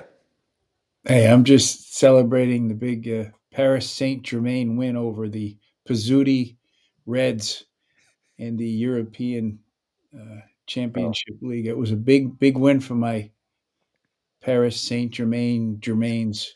Why do you have that? Are you a fan? I'm OG PSG, man. They beat Liverpool last night. What's OGPS? What does that mean? Paris Saint-Germain. OG fan. Oh. Is Liverpool? Okay, yeah. The Red Sox own Liverpool. Yes. So that's who you beat. PSG beat them last night in a big. Is that big? That's a huge upset. Some championship thing or something. But Angel, do you know? I'm just. Is that Angel would probably know if he knows soccer. That was a big upset, huh? Liverpool favored? Yeah. Big upset. Anytime Linda loses, I have to celebrate, and I am proudly wearing my PSG colors. They have some French saying that I don't know. And where did you? Voulez-vous coucher avec moi? But no, how did you acquire that apparel? I purchased it on the internet. Like what? 2 days before the match, it come express through Amazon? No, look, your fandom is your fandom, right? Okay, so you're legitimate. I go all the way back to Colonel LeBeau and French fries, Clouseau, and you go all the way back to Napoleon. You go all the way back to Napoleon, don't you? Napoleon. Good dessert, by the way. Caesar actually occupied Paris once. Oh, go all the way back to being Italian, Bill, the days of the Roman Empire. Those are the back days. To the Gauls. Those are the. I was rooting for PSG when they had to kick rocks. They didn't have balls; they were kicking rocks. Back when the Roman Empire ruled the world, man, those were the days for my people. And they won every game like VIXX to XXVI. That's how far back I go. So I was beaming with pride when the Germains. Give me your best. Give me your best. The Red Menace of Liverpool. All right. So give me your best goal call. If you were like what Andres Cantor does a great job. I don't do that. How long can you hold goal? Goal. Not very long. Your face turned all purple. I have enough trouble holding my water when I wake up in the middle of the night. I'm not sure I could hold goal. Well, I'm looking forward to seeing you later in the week. Finally, we get to meet face to face. Really looking forward to it. It's going to be a lot of fun. Go Germains. Hey, they beat Liverpool. That's all I can say. All right. Now, honestly, when Linda Pizzuti was crying on Instagram, and I said, I gotta love that. And of course, it was. Oh, we had a great run. We lost in penalty kicks, but I'm so proud of our team. Does she even realize she owns a baseball team? I mean, seriously, does she have a freaking clue? I don't think so. But honestly, when did you purchase that apparel? It's not something you just got the last couple of days. How long have you had it? As you know, I celebrate my 60th birthday this week. Yeah, I didn't want to bring that up, but that's fine. This was waiting for me when they put me in the basket at Mount Auburn Hospital. This was waiting for me in the crib. I was swaddled in it as a baby. As you were born in Greece. No, I was born in Cambridge. But there was a Greek diner down the street. Was it good? I don't know. Most Greek I was dinosaurs. 0. How would I know? I was like 2 minutes old.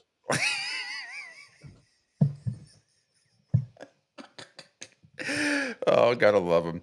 All right, real quick on the Patriots. So far, so good. I'm very happy. Harold Landry, Robert Spillane, Carlton Davis, Morgan Moses, and of course Milton Williams. Very, very happy so far. Long way to go. Long way to go, but headed in the right direction. And unlike some of the numbnuts up in Boston who were panicking a couple days ago because the Patriots hadn't spent $100 million in the first hour of free agency, and I kept telling everybody, just hang on, relax, everybody, take a breath. It's March. Let's see. Let's wait to look three-dimensional. Let's look at this three-dimensionally, not two-dimensionally. Whether you suck or you're great. Okay, it's not going to be that way. So far, I certainly like what I've seen, Bill. Yeah, I mean, they had so much to do. Yeah, they finished. They've been working on half the house, right? I guess they're working on the drywall and the framing. They still need the foundation and the roof, right? So, look, they put themselves in this situation. I was thinking about this today, especially after being in Boston last week for the Sloan Analytics thing. I also saw you on your underwritten 98.5 The Sports Hub. Yes. Great job you did with Jim. Good stuff. That was underwritten by the Kraft Analytics Group. And the Patriots have not changed their way of thinking or doing business since Tom Brady left. And this is still part of that. They still don't have a left tackle. They still don't have a go-to receiver. And I don't argue the fact that the best way to protect your quarterback is to have a good defense. But you do need to throw the ball to win in the NFL. The Eagles proved that this year. And I thought about this morning. The Eagles ran the ball all season just so they could throw the ball to win the Super Bowl. And let's not forget also A.J. Brown. What a great blocker he is. Well, and again, exactly. Yeah. And that's the whole point, is that the Eagles said, we're going to run the ball, and they did. And then all of a sudden, when they had to beat the team that hadn't lost or never loses, what did they do? They threw the ball. Yeah. So in order to win in the NFL, I'm not going to discount what the Patriots have done to help their defense. It's clear the defense was terrible, and they've made it good. Wonderful. But there's still plenty of money on the table. I know the left tackle situation is far more difficult. The receiver situation is not that difficult. And I listened to everything that Chris Godwin said yesterday in his press conference. Yeah. And I fully understand everything he said about not wanting to move, having a kid. Yep. His wife is happy. Yep. We played all the cuts today. But he also talked about how he had to make a difficult decision. So that tells me that they were close. Oh, they offered him $20 million more. I have no doubt that that's the case. And he chose family. And, well, my point is, in order to get Chris Godwin, you got to offer him $30 million more. I'm not sure 30 would have done it. You might be right. It might have. And again, like his wife and kid had a lot to do. I understand that. Moving down there, staying down there. I understand that. But again, I listened to what he said yesterday. And again, I'm going to give him the benefit of the doubt. And based on what he said this was a really hard decision, right? So if you're the Patriots, your job is to make that not a hard decision. And if that means overspending or going out of your comfort zone or pushing breaking your own analytical model that says this is not a good business decision. Patriots are no longer in a position where all they can, when you have Tom Brady, you can make great business decisions. They still haven't realized that. And this struck me because I met Robert Kraft on Friday. I listened to his son for 45 minutes. And I talked to the analytics people there, and it all kind of hit me that they really haven't changed their mindset since Brady left. And everything, their entire model, and there were lots of talks about modeling, right? When you're doing analytics, you have to work off a model. And I went to a panel and they talked about what happens when your model is flawed and you don't realize it. And that sort of struck me with the Patriots is their model is flawed and they don't realize it because their model was based on having Tom Brady at quarterback. And I get that they drafted Drake May, but they're not they haven't gone overboard to either protect him or to get him the targets that he needs, because at the end of the day, you're going to need to throw the ball to A.J. Brown. All right, but let me ask you Super this, Bowl. and I hope they can steal A.J. Brown and make a deal for him. I highly doubt. He's got 2 years left in his deal. All right, but it's still only March, and I'm not going to pass full judgment yet until at least. Oh no, neither am I. But no, I agree with everything you're saying. I just think, look, if they couldn't get, I mean, would you have wanted them? Would Devontae Adams or DK Metcalf? You think they would have had a chance to get one of those two guys? Because I don't. I don't. And well, not DK Metcalf ended up going to a cold weather, high tech they all state lie. I mean, that doesn't have a quarterback. No quarterback yet. So I'm guessing maybe. You know, I don't know. I don't know where they were in the DK Metcalf thing. I was shocked that he went to Pittsburgh. I was shocked that all it took was a second round pick. But then I was shocked Myles Garrett stayed with Cleveland. I mean, all these guys say one thing, and then but this point is the Steelers gave him a $150 million extension. Mm-hmm. So the Patriots were not going to do that, but maybe they should have done it. Now it's bad enough that they passed on him in the draft, and maybe in his mind he was never going to come here anyway. I can almost understand that part of it, but I don't. We only know what we know. We only see what we see. And again, I'm not going to discredit what the Patriots have done. And I know Mike Vrabel's a coach, and I know he's going to build a defense, and I know he thinks he can win by doing what he did that first run in Tennessee, where they had this great defense and got the top seed. But in order to, and I guess look, maybe all we can expect is for them to make a playoff run or to get into the playoffs. And doing it this way will get you that far. Doing it this way will get you a playoff spot if everything goes well and the quarterback doesn't get killed. So, maybe this is where they have to be this year, and this is as far as they're going to go this year. Although I'm the only problem with it being this year is that this is the second year of Drake May, and you don't want to see any drop off in this kid. Exactly. You don't want to see him get discouraged. You don't want to see him get hurt. And the same concerns people had about him getting hurt last year are still there, or in a sense, still not there because they haven't fixed them. So that's the only reason why, as great and as much money as they spent and as positive as it is that they did what they did, especially with Milton Williams, who I think is going to be really good because he'll have a chance to sort of shine on his own. They still haven't done kind of the most important thing, is protecting the quarterback. And hopefully by the end of the draft, even going into the season, even through training camp, if there's guys who are cut and they pick somebody up, maybe by first snap in September, that issue will be resolved. I got to believe it has to be.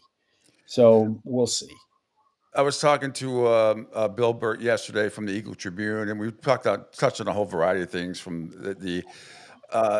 a story that really pissed me off a couple days ago. Somebody down here in Fort Myers, a quote unquote staffer, I'm still trying to find out who this person is, who told Jim Rice his opinion really, it's a paraphrase, wasn't really valued to a player asking for advice. I don't know what the advice was. I don't care what it was.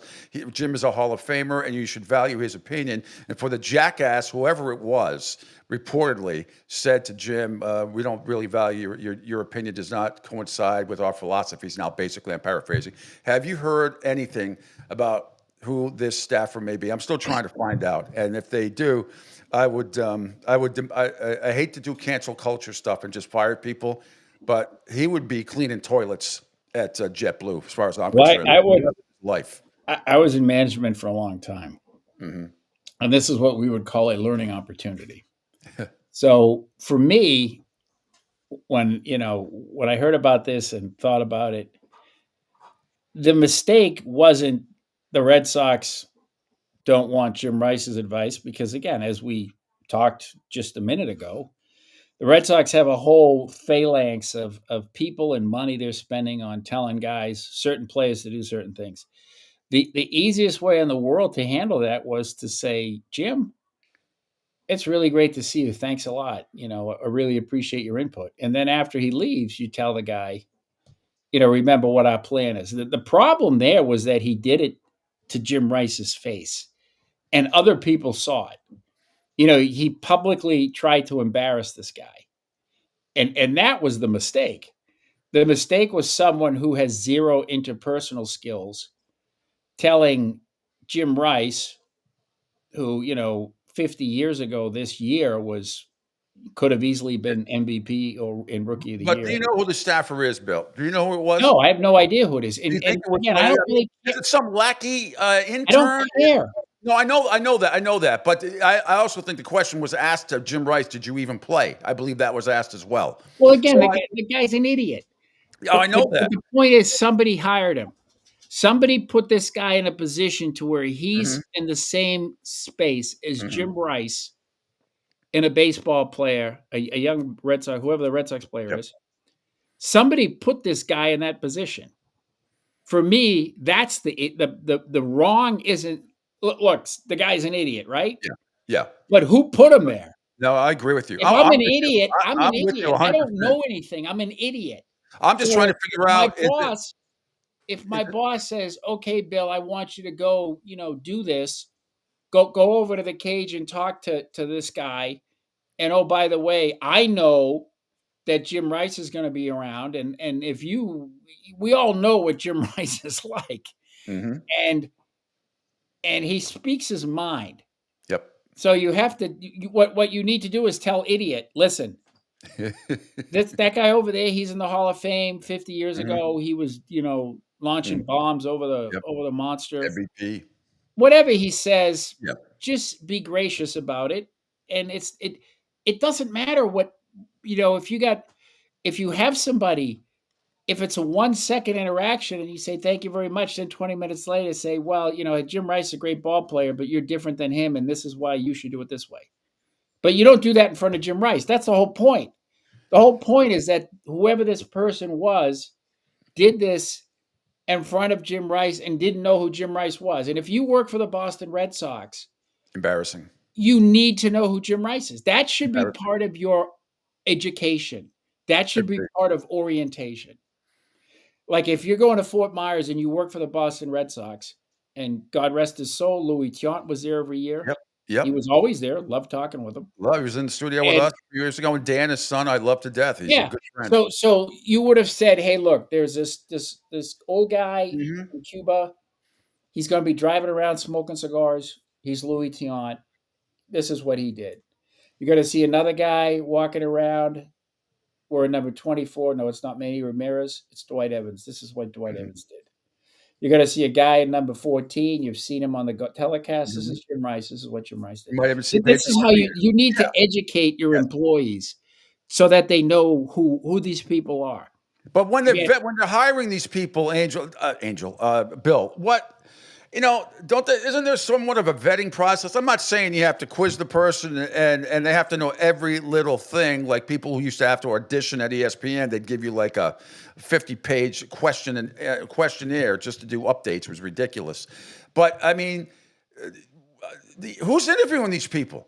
That's the problem. Who is doing these interviews? I can't believe it's Breslow or Sam Kennedy. I can't grasp that. Who's doing it? Some other idiot lackey? 3 steps below the front office people. It is so fucking embarrassing. This story. I don't think they realize how embarrassing it is. For people like me. I'm embarrassed. There was a panel last week that included someone from the Celtics and Daryl Morley from the Sixers was on it, and actually so was Sue Bird. And they asked that question. They said, if you were hiring someone in your analytics department, what percentage of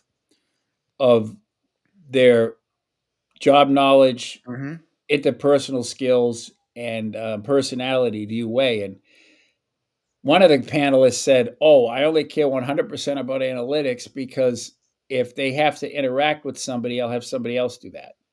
So at the Red Sox, it's okay to have the analytics guy be 100% analytics, But if he doesn't or she doesn't have a personality and can't interact with people, do not put them in a position to where they're going to be interacting with Jim Rice. I totally agree, 100%. A couple of other things. So again, whoever this person is, I mean, to me, I would go so far as to blame their parents, because I would have hopefully taught my son that if you're ever in a situation like that, you don't have to show somebody else up in public, and that's really what this comes down to. Well, it does, but to ask him if he even played, because I believe that was a follow-up. Did you even play? Well, again, this kid had to grow. I mean, in Buttocks University in Idaho. I mean, where did they hire these people from? Because that skill set doesn't require you to know if Jim Rice played, but what does require you to know if Jim Rice played is if you're ever going to be in a situation where you interact with Jim Rice.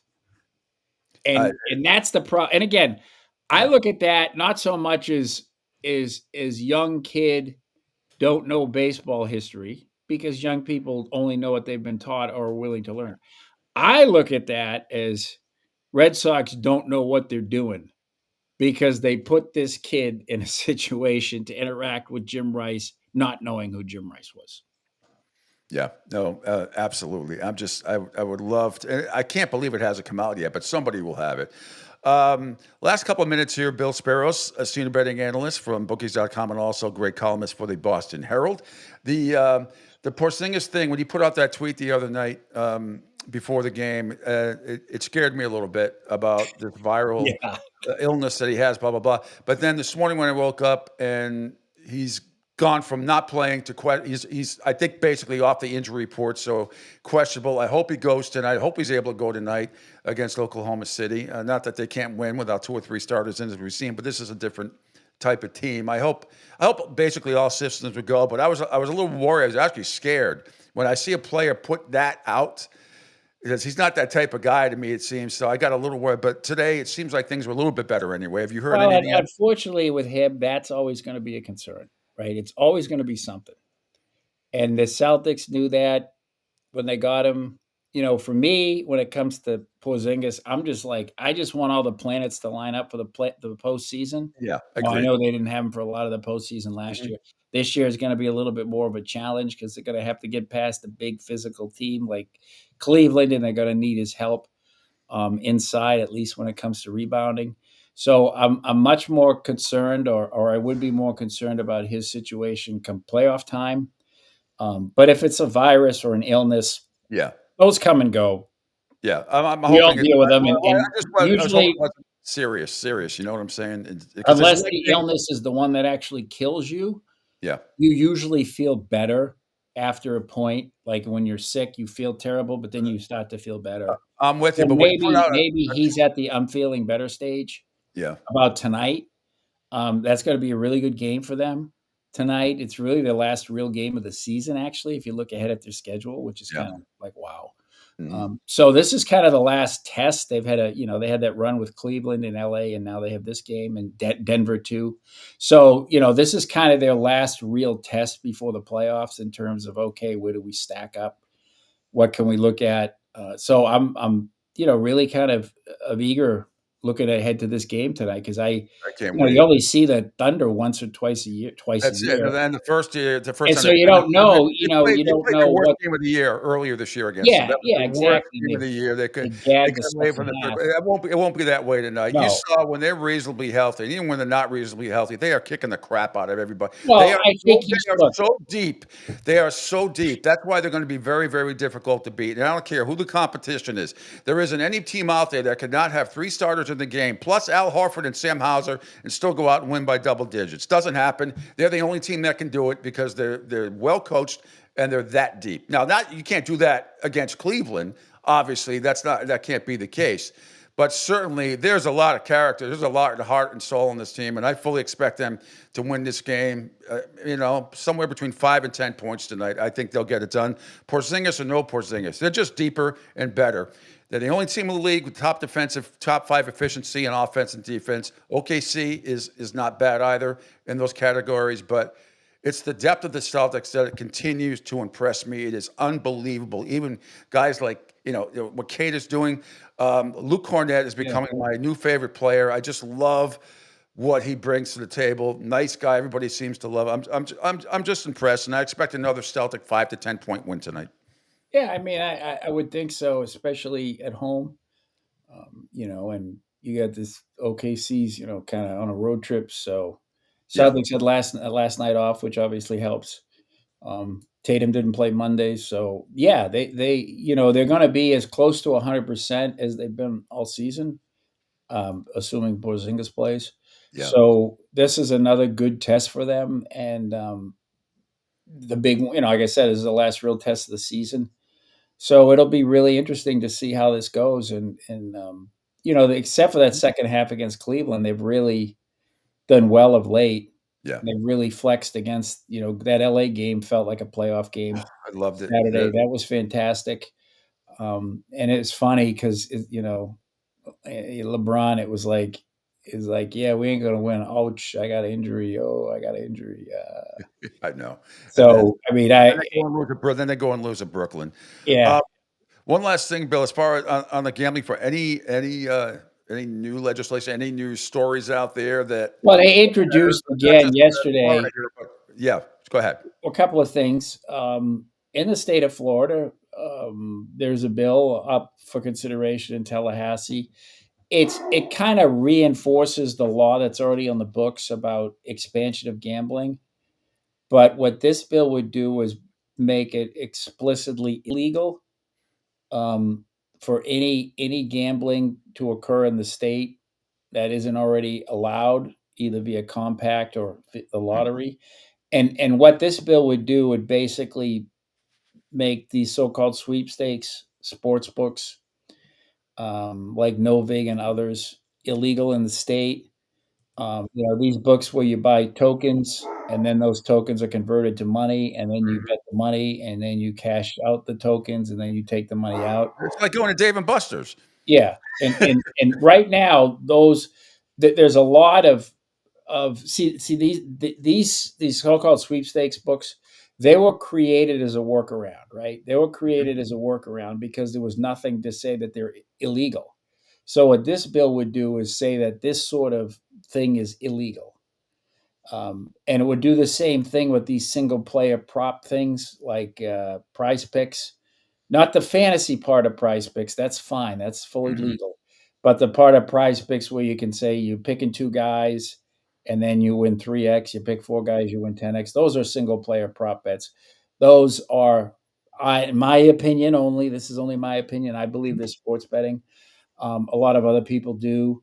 So that's why you've seen a bunch of cease and desist orders against that. What this bill in Florida would do is basically say, oh, that stuff's illegal.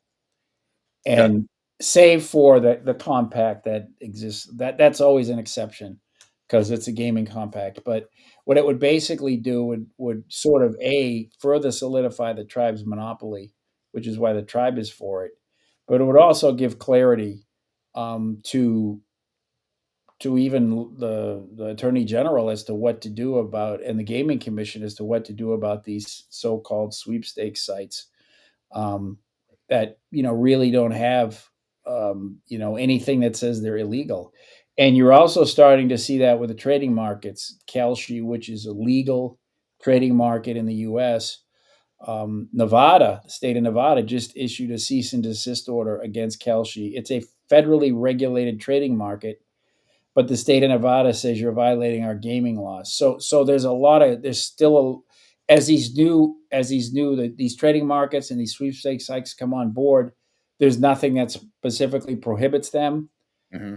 You're going to have to see things that it's kind of like when the internet was invented, they had to pass a whole bunch of laws to control the internet. You're starting to see this now with not offshore betting, but with these kind of quasi gray area wagering or trading sites. And so the legislation is kind of slow to catch up. On a federal level, yesterday they reintroduced the Safer Bet Act, which was a bill that was introduced late in the last Congress that basically prohibits, puts limits on wagering, would mandate a federal self-exclusion list, Mm-hmm. and some other things that aren't really quite onerous as you might think. But again, trying not to be political in what is a political situation. As just looking at the numbers, something like that is not going to pass. It's not going to. It's much more a public grandstanding to say, "Hey, we think that there should be some federal regulations in terms of sports betting," and we're on board with those who think it's a terrible thing. But again, it's Washington. You're not going to get 60 votes to pass a law like that. You're certainly not going to get 10 Republicans to go along with it. You're not going to get it through the House, and the president would never sign it, so it's not going to happen. But it's an interesting thing to note that you're starting to see negative legislation. You got 3 states right now that have proposed bills. They're not going to pass, but they have proposed bills that would repeal sports betting. So you're starting to see a negative legislative trend. It failed in Georgia last week. So the industry is starting to face some headwinds on the legislative front and on the public front that it didn't have before, because the opposition is starting to get better organized and better funded. So there's some challenges ahead that the industry is going to have to face and deal with for sure. Bill, thanks so much. Bill Sparrows, great columnist for the Boston Herald and senior betting analyst at bookies.com, Yes. and proud supporter of what French onion soup team is that? What is that? The team that beat Liverpool last night. I'm a proud supporter of that. All right, Bill. Can't wait to see you at the end of the week. It's going to be great to finally meet you face to face. Take care, Bill. We'll talk at the end of the week. Thanks so much. All right, and just like that, we go from one great guest to another. Everybody's All-American, everybody's favorite ginger reporter. Unfortunately, was let go at ESPN, which outraged me beyond belief. I can't say I'm surprised, because all they do over there is let good people go. And I believe, and obviously, Kevin, your salary, which was pretty good, but really, we have to pay Stephen A. Smith $100 million, so they have to cut people like you in order to pay him. Did you like? By the way, first off, if I start coughing in your ear, I'm dealing with the Kristaps Porzingis virus. I think I can't fucking breathe, and if I start coughing like I start smoking a pack of Marlboros, I apologize. But I'm still smoking cigars, so whoopsie do. Yeah, nice. Guess what you do when you're unemployed? You drink, eat, gamble, and smoke cigars. All right, let me ask you. Let's get into this behind the scenes. Did you like my tweet? Yes. Glad I could help. Yes, exactly. I loved it. You put your salary. Glad I could offer you like a 1/100th of your fucking salary. It's just unbelievable, but he doesn't deserve it. I get pissed, Pete, when management falls into the trap of saying it's this guy and it's only this guy that does. Yeah. I get upset at that. Honestly, just let go of a kid who made $45,000 a year. Why? Mm-hmm. Why? Why does that make sense? It looks good in the books, and they got to make their. It happens. It's so ridiculous. I know. But you're a versatile guy. You do a lot. You did a lot of stuff over there, play-by-play updates and all that stuff. Hey, I was waiting. I was hoping.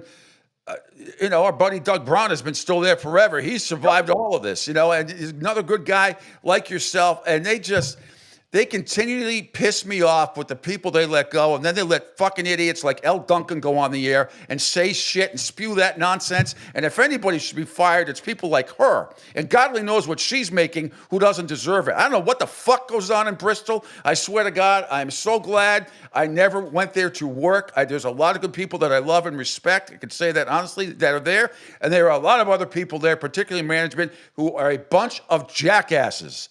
It's unbelievable, the jackassness that goes on in Bristol. It's unbelievable. I think in today's day and age, we have lost our ability to teach. We've lost our ability to want to teach when you get to a higher level, right? Absolutely. It's so easy to just sit back, find one person who moves the needle, who makes you, as a boss, sit there and say, wow, I didn't think about that, and then glob onto that one person, as opposed to building a stable of people who can do that. And then when you find that one person, did you see where, and again, I do not begrudge Stephen A. for taking the blame. I'm glad everybody I want people to get paid. I get it, but not at the expense of people like you. When they make excuses that you, Kevin Winter, and others are the reason. No, it's not. No, it's not. Don't say it that way. I'm with you. I think bosses in today's day and age, they find the easy path to build a product instead of the hard product. So they can sit back. Now, maybe there aren't enough of them, although I actually think there are too many.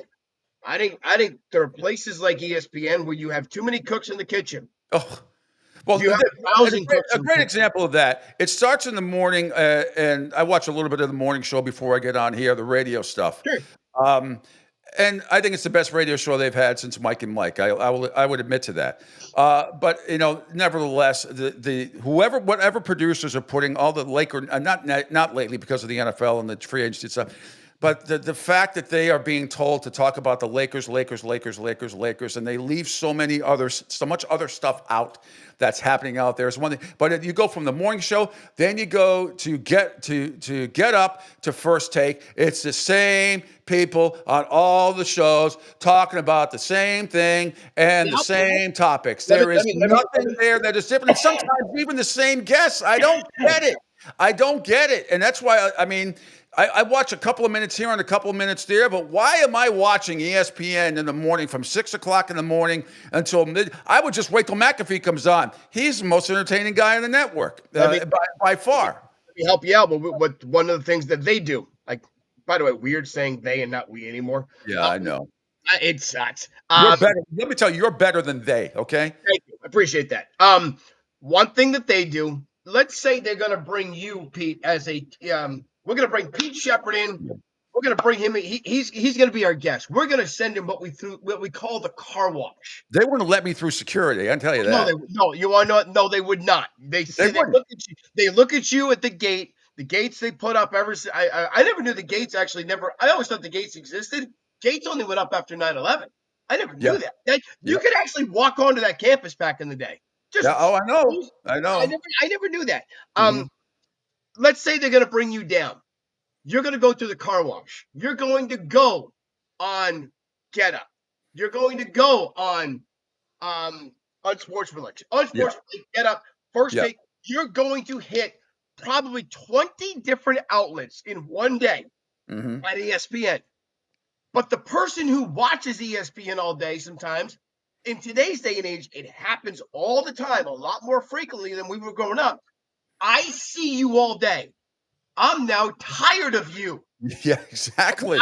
And you said also the questions are the same because you're only getting 5 to 10 minutes with you. So I'm going to ask you the easy questions. I want an hour with you, or because that's when you can start diving into shit. Yep. If not, I need you to hit the treetop topics.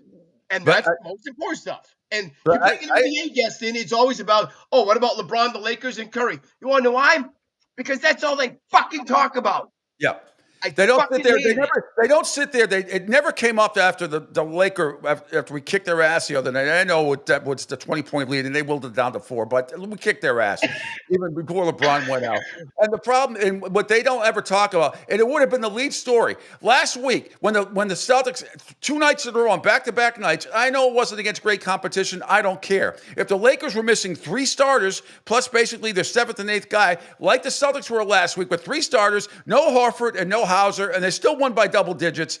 They would have talked about that if it was the Lakers all day and all night. The same bullshit is going on now. The Clinton Yates news show is a debacle. All it is, and nothing against him. He's out at 710 LA at ESPN, and I was on vacation last week, so I'm listening and doing errands back and forth. What a fucking joke.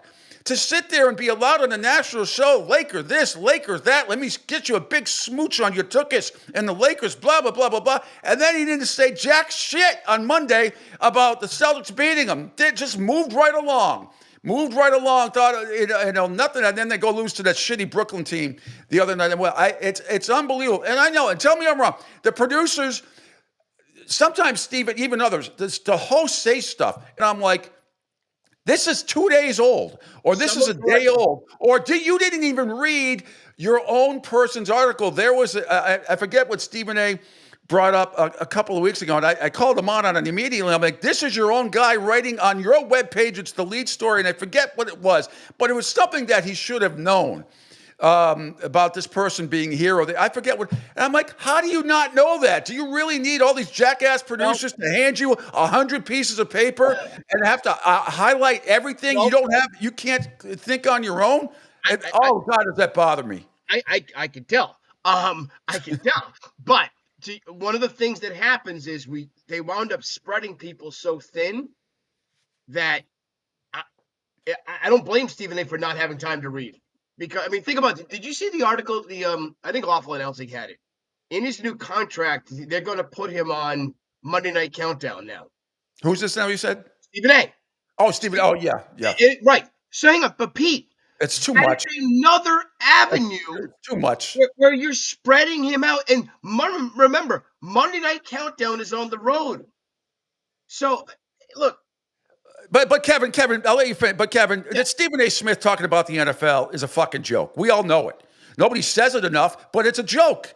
Stick to the NBA, because that exact. But when he starts talking about the NFL, and God almighty, when he talks about college football, the only word that comes out of his mouth is Alabama. He doesn't watch college football, and I don't think he watches a lot of the NFL because he's fucked up so much on the air over the last several years. It's blatantly obvious. NBA, I respect his opinion. And this is not personally, I respect him, the LeBron. But him talking about the NFL on Monday Night Countdown is going to be a fucking embarrassment. I wouldn't have done it, but when you're paying someone that kind of money, I get it. Yeah, I get it, and especially if he wants it, you're going. And if he had wanted it, and if he says this is what I would like to do, add it into the contract, you're going to acquiesce. So, look. He's great talking about the NFL when there's minutia, the Aaron Rodgers stuff and all that. Not great, but anybody can do that. Anybody can do that. That's another thing I'm glad I don't have to do anymore. When he doesn't talk about fucking Aaron Rodgers anymore. I know. I mean, Jesus. And I used to fight that one so hard. Pete, can I tell you? Yes. Can I tell you my favorite story, which I can now finally tell people? Yes. So Deflategate happens. Yes. Chris Mortensen, God rest his soul, reports 9 out of 10 or whatever it was, 10 out of 11 footballs were deflated. He gets the number from the Jets guy who's now in the office of the NFL. All the reports start circulating, including from one very own Mike Reese, how things may have been wrong. So I was working Sports Centers that day, doing updates. Not to mention the Colts footballs, which they never mentioned. I start firing off all of these links to the news desk. So the news desk at ESPN is basically a collaboration of people with news backgrounds who can actually put the information up on the internal wire, which means it's now good to go for everyone, just so your listeners know. I fire off all this information to the news editors. I get a response back CCing 3 executives. Kevin, we are aware. Please stop. Including my bosses on this. I respond, then when are you going to make it live so we can talk about it? I then don't get any conversation. My boss walks in the office. Oh, my boy. boss walks in the studio and says, you really need to chill. I said, fuck that. I looked at him. I said, you would know if this were your Jets. Yeah, exactly. If this were your Jets, and you're seeing this information, you'd be asking the same questions. Yep. But, Kevin, this is what I used to talk about even when I was back at WEI all the time. I know the people at ESPN were trying to sabotage the Patriots. The reporting was absolutely, on the whole, it was absolutely ridiculous. And the stuff that was proven wrong, and the Wells report, the biggest waste of time and money and all that shit. And to give the Colts, and even when all the stuff was coming out, and even Mort, God rest his soul, it took him what? How many months to apologize, or a year? I mean, to say it was wrong. I mean, think about how long it took the fucking Herald to apologize. Oh, well, that's a whole different story. I know, but just think about it. No yeah. one wants to admit, and then it goes down in a little bit of blurb. Oops, sorry. Yep. Okay, the Herald put it on the front page. I remember, but I'm with you. That was the Tomasi thing, right? That was the Tomasi thing. That was yeah. Tomasi. And I remember, and I also remember some of the shit. I remember him coming up the escalator on radio, when we were going down. And personally, I like John. I will say, I've worked with John personally. I like John. I've worked with John.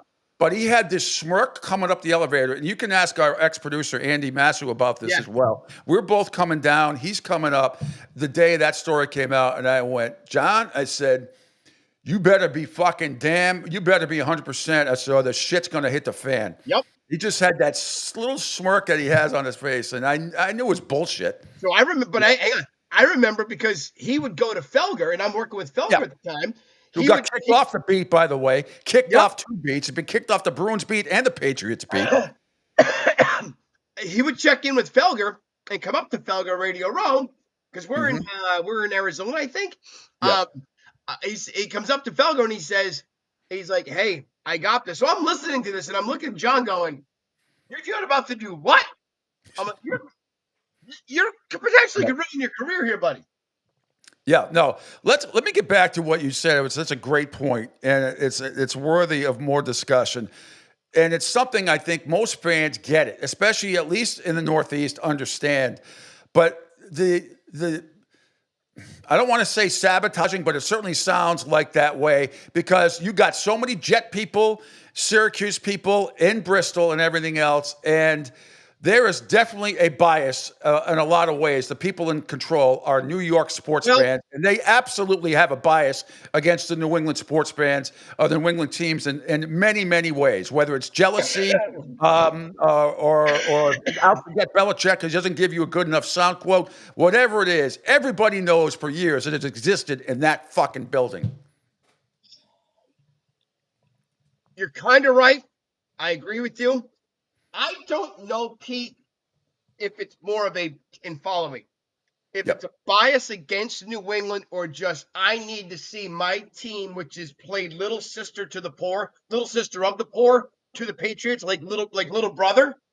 I want to see my team get to that level. So I get it 100%. I mean, it starts. There's something there. 3 years ago, it was all 3 years ago. Let's talk about the Brooklyn Nets and their alleged big three. Kevin Durant, Kyrie Irving, James Harden. And let's totally ignore the Celtics and Miami Heat, who were the two best teams in the conference, doing all the great things.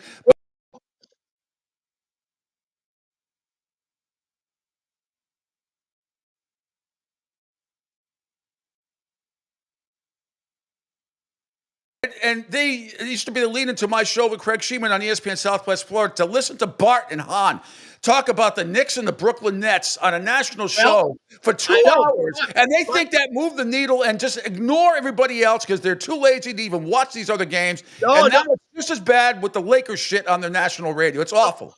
So don't blame Bart and Hahn for that one. Don't, because this goes back to producers. This goes back to executives. Executives said, we want New York people because we're failing in New York. So we need New York people because that's what we're focused on. Because Michael K was beating them and FAN was beating them. Oh, no. They were on the same. FAN was beating them. That's what I meant. FAN was beating them. Yep.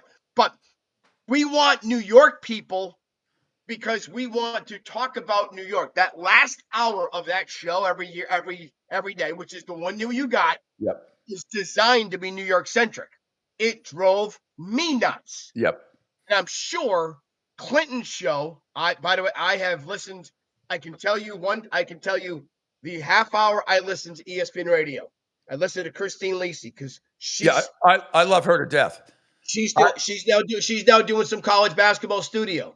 I love her to death. I love her to death. In order to replace me, you got to fill some people and you got to find some people. So I'm trying to help her out because I love the woman to death. right? Yeah. In front of Officer And she's the best baker in all of media. Not even close. Pete, you have no fucking idea. Yes, I do. I text her all the time.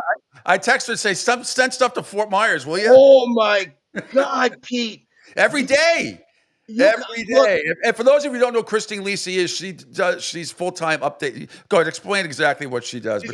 She's the full-time Sports Center anchor in the middays. Yeah. We'll hear her every day, but now, and starting tonight, it's tonight. Mm-hmm. Starting tonight, you're going to hear her host the ACC tournament. So she's stepping in for the role that I used to have, hosting the ACC tournament. I've been, she warmed up this year after I left. She did some college basketball, but nicest woman in the world, nicest woman on the planet, will never hurt a fly. And bakes like you guys have no idea. Yeah. And when I tell you, look, can you tell I'm pretty high strung, people? When everyone sees like a plate of brownies, and then I walk in with half the plate, I said, guys, you're gonna be scraping me off the wall, or I'm gonna be sound asleep. She's amazing. Both happened. She posts all that stuff, or somebody in the studio always posts it, you or her. But really, some not just brownies and Toll House cookies and lemon bars. I mean, some exotic stuff that she used to be like. She gets creative. She gets creative. But back to your point. Yeah. And this is, by the way, this is a problem I think we have with our industry. Our industry focuses on easy. And you find out in today's day and age, and this is a problem with society. Society tells you, because studies tell you, mention LeBron James, you're going to get a click. Fact that we're talking about the Lakers, and you put this show online, and you hit hashtag Lakers, you're going to get clicks. Yeah, but we're not talking about the Lakers. We're talking about people who cover the Lakers and how bullshit it is. Yeah, you know this. But from a national show, and it's become all LA radio. It's all LA radio. They've given up on national. They've given up on national shit. And standard is no longer the standard, Pete. The standard is no longer the standard. Television and radio. I heard you talking with Spiros, right? When you guys mentioned about you used to do an audition. Yeah, I know. I never went to do it. I got asked to come down, and I blew it off because I signed a new deal with WEI. But I know Greg Dickerson. And yourself. Now, you tell everybody when you go there to audition for an anchor, they put you through a test, right? A series of tests to see. Hang on. I never had to do this. I mean, some of it is okay, but kind of like, well, if you can't speak and enunciate properly as well, that's a bad sign too. You can get a lot of people that can read scripts, and I understand. But tell the people the process of what you had to go through. The test no longer exists. Remember Al Jaffe? You ever hear that name? The what? Al Jaffe, right? Al Jaffe? Yes, right. yes. He created that sports show. It was like Stump the Swab. There was a couple of he created one of them, right? Yeah. So Al Jaffe, you used to have to sit with Al Jaffe, and he used to give you a 30-question test. For instance, which player was not on the 1973 Montreal Canadiens winning teams? Whatever it is, right? Yeah. But you used to have to know that. Those things don't exist anymore. Well, nor should they, because there's certain things. If you say, I could see saying before the Red Sox won in 2004, like if you asked a question, an old time question, like when's the last time the Red Sox won a World Series? Was kind of like common knowledge, 1918, drilled into everybody's head, type of stuff. There should be common knowledge. It should be exactly. Should be common knowledge, but today's day and age doesn't happen. Who's won the World Series in baseball? Yankees. Who's won the most Stanley Cups? Montreal. Basic stuff. Who's the first team to lose 4 Super Bowls? The Minnesota Vikings. You can say that kind of stuff. I get all that. When you start asking who's on the second power play unit of the Washington Capitals, I probably gave a bad example. But I know some of that stuff would come up. Yeah. But hang on. So those tests don't exist anymore. Now, look, I got hired in 2004. Pete, I was going to apply for the Chicago White Sox radio position for studio host when I left. And they said, you need a resume reel. Pete, the last time I did one, it was on a fucking cassette tape. Exactly. Me too. I don't have anything in the MP. Now it's all MP. Now it's all digital. I know. Now it's all MP3s. And upload a link. And I went, how do I upload a link? It was all cassette tape. God, it sucks all so cassette. Bad. Yep. I've had to write cover. But anyway, so the hiring process is not the same as it used to be. In fact, I can't tell you about the hiring process because I got hired in 2004. Yeah. Now, back then, I had to meet the GM, the program director, then my manager, before I even got on the air. Like, I needed about 3 people to actually say, yes, bring him in. He's okay. Jesus. Yeah, but that's how you're supposed to do it. And I know this is such a cutthroat business. We've all been through it. But look, and I knew, and I went through a similar situation, back in the day when I first got let go at Entercom, which was Entercom, now not Odyssey. Hang on. Oh, I know. I've had conversations. In 2010. And, there were a couple people in the company that got big contracts right before they let me and a few other people go around the country. So, I mean, I saw it coming. I actually went to Jason Wolf and I said, like 2 weeks before I was let go, and I was let go on the night of the special election. Then they fucking Elizabeth Warren beat Scott Brown, believe it or not. But I got it was. I went to Jason and I was like, look, I kind of can see the writing on the wall. What's going on here? Said, so either why don't you have me float and do be a third man in on a bunch of different shows, and I'll also host on the weekend. And at the time, it wasn't. I'm not blaming Jason because he's always very good to me, and he's a friend, and I don't blame him one bit. But I got frustrated after they let me go, and exactly what I brought up to him is what they rehired Bob Newmeyer for. It was to start floating around different shows. And my favorite Newmeyer. And all of a sudden lock in with Dale. Yeah, and then no, then it wasn't. Then he floated but then he quit. He walked. We were doing our Super Bowl. What party was it? I want to say, in 11. I don't know. It might have been 2007. I can't remember. No, it was 2004. That one. And the contract negotiations drew up the late great Bob, and he just, how we used to do, we switch it up and do, on that Saturday, we do special shows from the place we were having the party where people paid $250 and $300 to have stale chicken wings and horrible food. But they did it anyway. That's how big you fucks were, just to come watch you fucks. It was ridiculous. And so they switched up the hosts. It'd be like me and John Meter-Perel, maybe Glenn and Dale, and whatever. And John and I always wanted to do, we did it a few years in a row. We always wanted to do it early so we'd go out and start partying. The one day we would really. I know. Numi comes in, looks around like this. Now, the contract negotiations, we know are not going well. Yeah. He just walks in and does this. He waves. He says hello. He waves to everybody. Doesn't shake anybody. And then waves goodbye. And that was it. Never saw Numi again. Right during Super Bowl, the day before the Super Bowl. But, hey, by the way, when you've done as well as Numi, and had probably saved as much as Numi and had enough, you've got nothing to lose.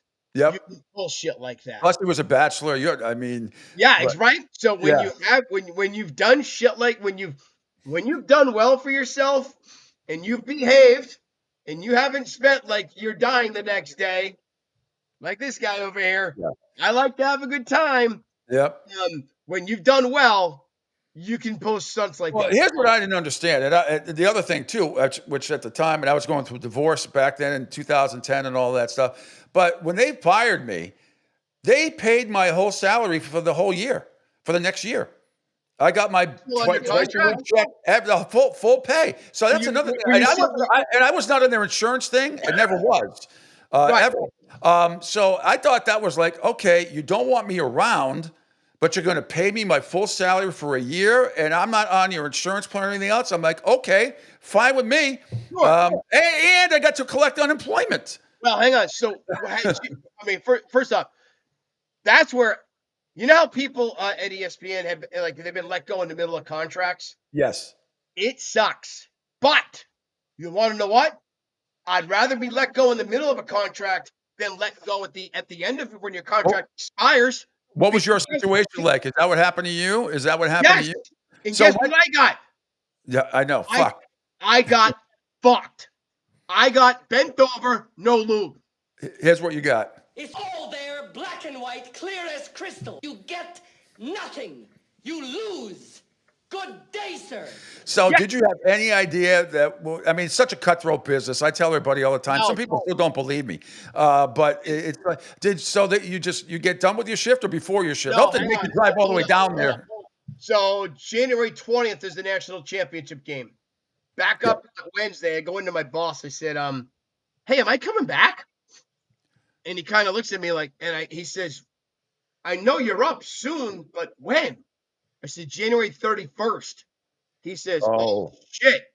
He says, because the talent office is supposed to give you 30 days either way. I went, okay. I said, did you have an agent? I'm sorry, did you have an agent? No need at ESPN. Look, well, I know.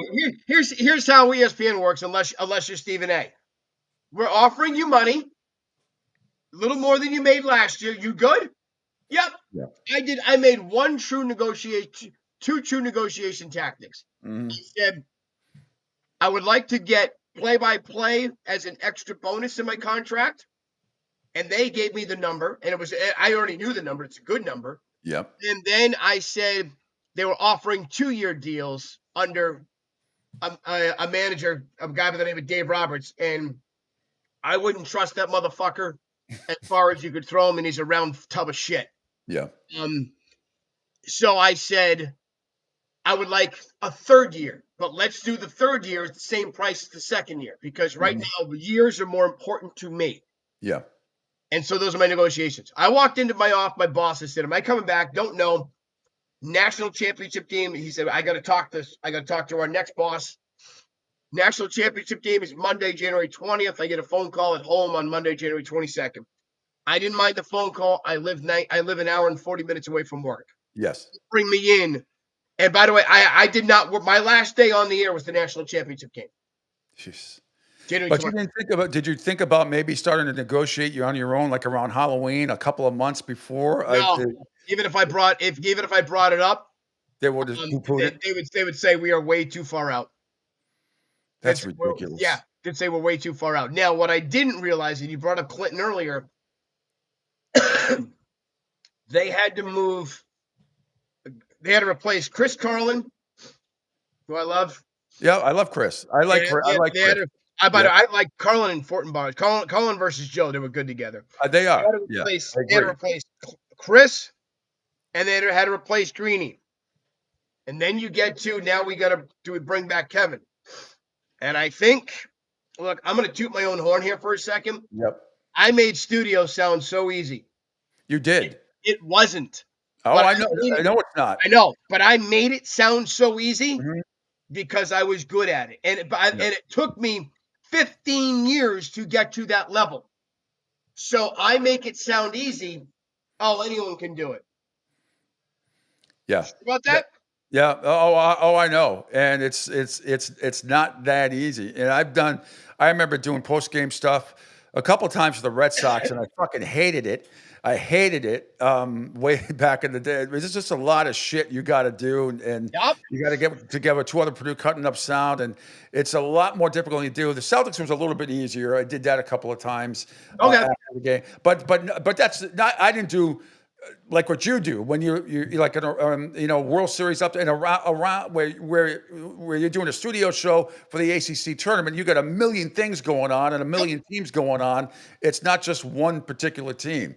No, it wasn't my favorite thing to do, but I did it. I had 8 TVs in front of me. So, by the way, I'm jealous of a day like today because I used to have 8 TVs where I had every single conference tournament up on a TV. Mm-hmm. That was awesome. Yeah. Now guess what I have to do today? Well, click. Well, on YouTube, you can get the 4 box if you have YouTube TV like I do. No, I still pay for cable like a moron. So did they get rid of you on the phone or on email or just? No, they got rid of me. I mean, they told me on the phone, but again, I'm an hour and a half away. I'm okay with that. Yeah. My boss explained it to me. Boss called, Kevin, how are you? I said, what's going? I says, hey, Kevin. I said, what's going on? He says, it's not good. And I went, you're fucking kidding me. He said, I wish I were. But Pete, you want to know the crazy thing? I'm not sure how much time you got if you go on top. Plenty of time. I got plenty of time. My show. I can do whatever I want. That's the difference. Pete said, my boss says to me, he says, we got to pay you for the month of February. That was nice. We didn't give you enough I got something. We didn't give you enough time. I'm not going to have you work. And that was not made really clear. So this is Wednesday. On Thursday, I'm slated to host the Mavericks and the Celtics. Well, no, Mavericks Lakers. Yep. Celtics Lakers. Sorry, Celtics Lakers. Yeah, I'm slated to host 9:30. I'm on the air at 9:30. Okay, we had agreed. We had agreed to that. I start driving down to Connecticut. Oh, Jesus. And Mark Chester says to me, he goes, they're making you work? I'm like, well, aren't I supposed to finish out what I agreed to? I text my boss. I said, hey, I'm working today. He says, no, you're not. In fact, you're never working again. I'm like, oh, okay. Once again, in the communication business that we're in, we're always astounded by the lack of communication, particularly with upper management to, on-air talent. Well, I mean, it just did allow me to at least go down and say goodbye to some people because I never would have said goodbye to my friends. Surprised they let you in. A lot of times once you're fired, they cut your key card. You can't get in. A lot of times you have security. When I got canned at EI, not me, but a lot of everybody they watch you leave. You're escorted out by security. So had I been on campus, that would have happened on a day where I would have been let go. So again, I wasn't let go. Yep. My contract was just not renewed. So and that's how they viewed it different. So I said I'd like to come back. I'd like to come down and say I'm already in Vernon, Connecticut. I'm at by Ryan's Deli already. Oh God. Oh yeah. And so they're like, yeah, well, look, they said your badge still works. I mean, no joke was made about me going postal. And by the way, I had always said if there was that one boss, that guy, Dave Roberts, if there was that one guy, had I seen him, you would have decked him. I would have decked him. Yeah. Do you think he had something to do with him? He was He was the Rock. He was the final boss when it came to radio. Like, we don't need him. We don't need him. We already signed 2 people. We don't need to sign a third. Who are the 2 people they signed? Can you say? Well, I mean, you signed Clinton. Oh yeah.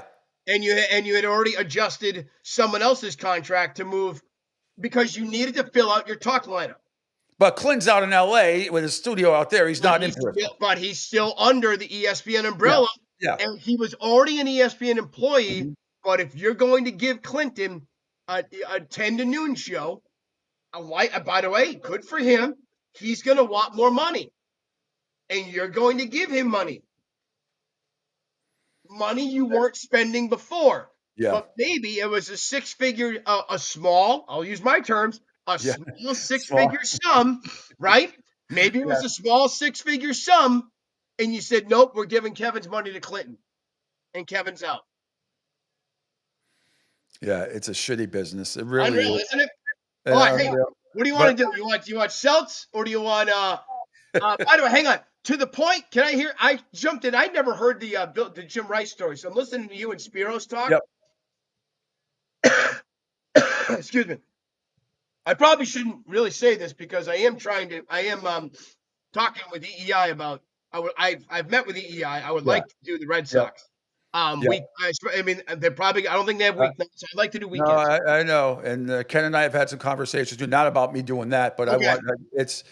It's something that I hope you get that. You'd be great at it. You would be great. You should be. Your experience, you would kill it. Like I said, that is not an easy job to do Red Sox pre and post game show. But I know you would be a great fit for that. So, but when it comes to the Red Sox, and it comes to this, more goes to any baseball organization that is now using analytics. It is an absolute travesty and a joke. First off, it also goes to show that the younger generation doesn't know the past. And you don't know your team's legends. The fact that you don't look over and go, shit, that's Jim Rice. Mm-hmm. Your immediate response and your immediate thought that comes to mind is, excuse me, that's not how that goes against our organizational strategy of the team. It's just amazing. Who the fuck are you? I actually think Jim Rice handled himself exceptionally well. I agree. And then to also ask a follow-up question, I believe was asked. I think I heard that. I read it. Hang on. I read the story while you and Spiros were talking. Did you play ball? Now, the bigger question is who in the fuck hired this little dickhead to you know, I mean, how are you not vetted? And I don't know, I'm finding it hard to believe, as I brought up with Bill Sparrows, about whether this is Breslow or Sam Kennedy, but somebody in that organization was stupid enough to hire an idiot like this. And we had a texter, Bill Keefe, said, Pete, from personal experience, 99% of the kids that the Sox hire are absolutely clueless about baseball, let alone the Red Sox, and all this is a direct reflection on the team president, Sam Kennedy. Look, I like Sam Kennedy. I think he's been the fall guy for a lot of John Henry's faults, and he has to cover up and say stuff in defense of him. So I can't say yes or no how much Sam Kennedy is involved in the vetting process and hiring of these idiots. But that is that cannot happen. If he worked for me under that organization, buddy, you're picking gum off garbage can lids and scrubbing toilets. That's what you're going to do at JetBlue for the rest of the winter. That's what you're for the spring. That's what your job by the is. way, and you're not on the bus home. You're not on the plane ride home. You're Plane fired. ride home. See ya. You're fired. You're gone. You're fired. Dying up here. This goes to the problem. This goes to the problem of hiring, of being too analytically driven or too computer driven. All you do is you dive into numbers. And by the way, I have yet to figure out what a number tells you about your organizational philosophy. What do you think?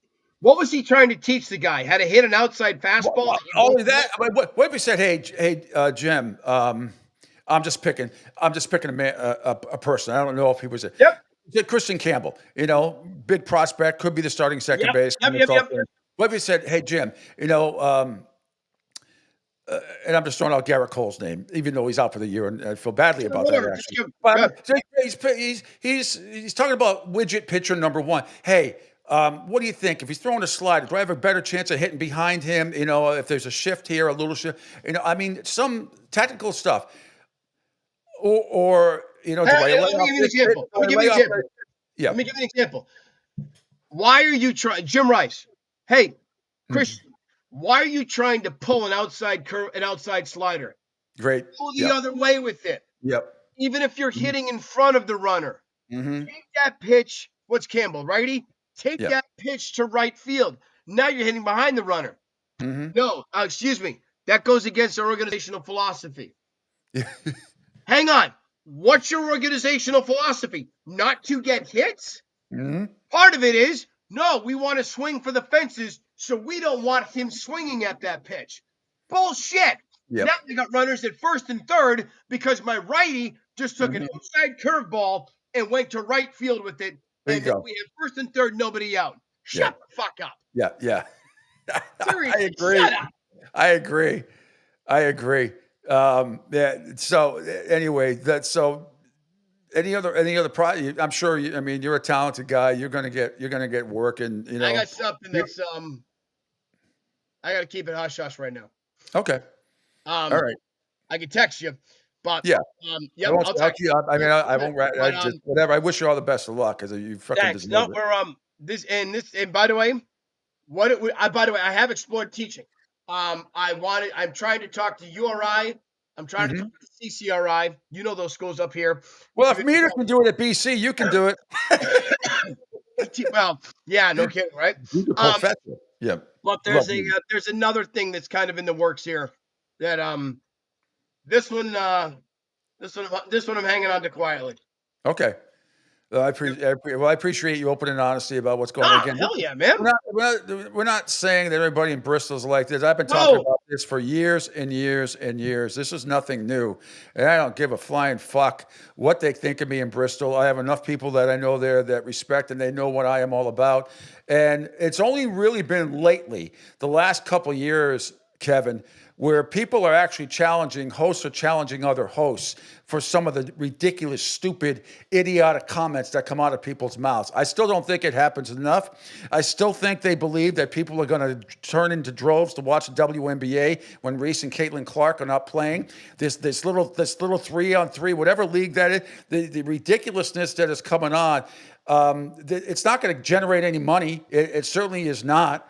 Nope. And I think it's going. I mean, they're cutting away from Major League Baseball, which we didn't even get into that because they're going to put on more WNBA. Nobody's watching. Nobody's watching. Why don't people understand, Kevin, without sounding like an asshole and not politically correct? The WNBA doesn't make money. The National Women's Soccer League doesn't make money. The National Women's Hockey League, whatever you want to call it, I respect them all as athletes. It doesn't make money. And these networks stick this stuff on there. They get no ratings, and they're paying production costs. Why? To be politically correct? Go on some digital station if you want. Come on here. But the networks putting stuff on that 99.9% are not watching is ridiculous, just so you can look politically correct with some of your people out there. No one's watching this shit. You barely can get people to watch men's college basketball on good nights. And you're putting all this other stuff on, and no one's watching it. Nobody. I'm with you, buddy. I'm with you. Speaking of which, hey, who we like today? Because, for instance, today's like heaven. Well, I'll tell you what. How about our buddy, and I haven't met him yet, Phil Martelli Jr. at Bryant University, going to the final in the American East against Maine, who upset Vermont yesterday. Oh, hang on. I had Maine plus 4.5 last night. I didn't touch that game. You know what I had last night for $10? Yeah. Alex Ovechkin scoring a goal. So I didn't watch the game. They win. The Capitals beat the Ducks 7-4. He has 3 assists, no goals. My nephew, who's 18, says is Ovi scoring tonight because my nephew, his uncle is Peter Laviolette. Oh, I call him my nephew. That's my buddy Mick Colaggio's father-in-law. Yes, that's right. Yes, yeah. Brother-in-law. Cousin-in-law. Yeah. Correct. And I know Mick well. But yes, hang on. So that's the family. That's the tie-in to the family that we know. Yeah. My Peter's brother-in-law lives right there, like that, right there through that wall. Yeah. So anyway, yes, but back to gambling. Ovi didn't score last night. That's funny. But my nephew says, "Hey, is Ovi scoring tonight?" And he's on underdog because underdog's one of the only ones. 7 goals. He doesn't score. He gets 3 assists out of the 7 goals. Ridiculous. Well, I see. My beauty about today is I'm probably going to hit that couch. I'm going to set an alarm for 11:30 and wake up and put the bets in and put the TV on and start drinking. I'm with you. I got Providence, and Butler, all of us on Peacock. But still, I get. All right. I'm going to root for my Friars, the last gasp, and hopefully they can. A team that they have beaten this year. They've had a lot of buzzards luck this year. It's unfortunate. If they win today, they get to play St. John's at noon tomorrow. You get to play who?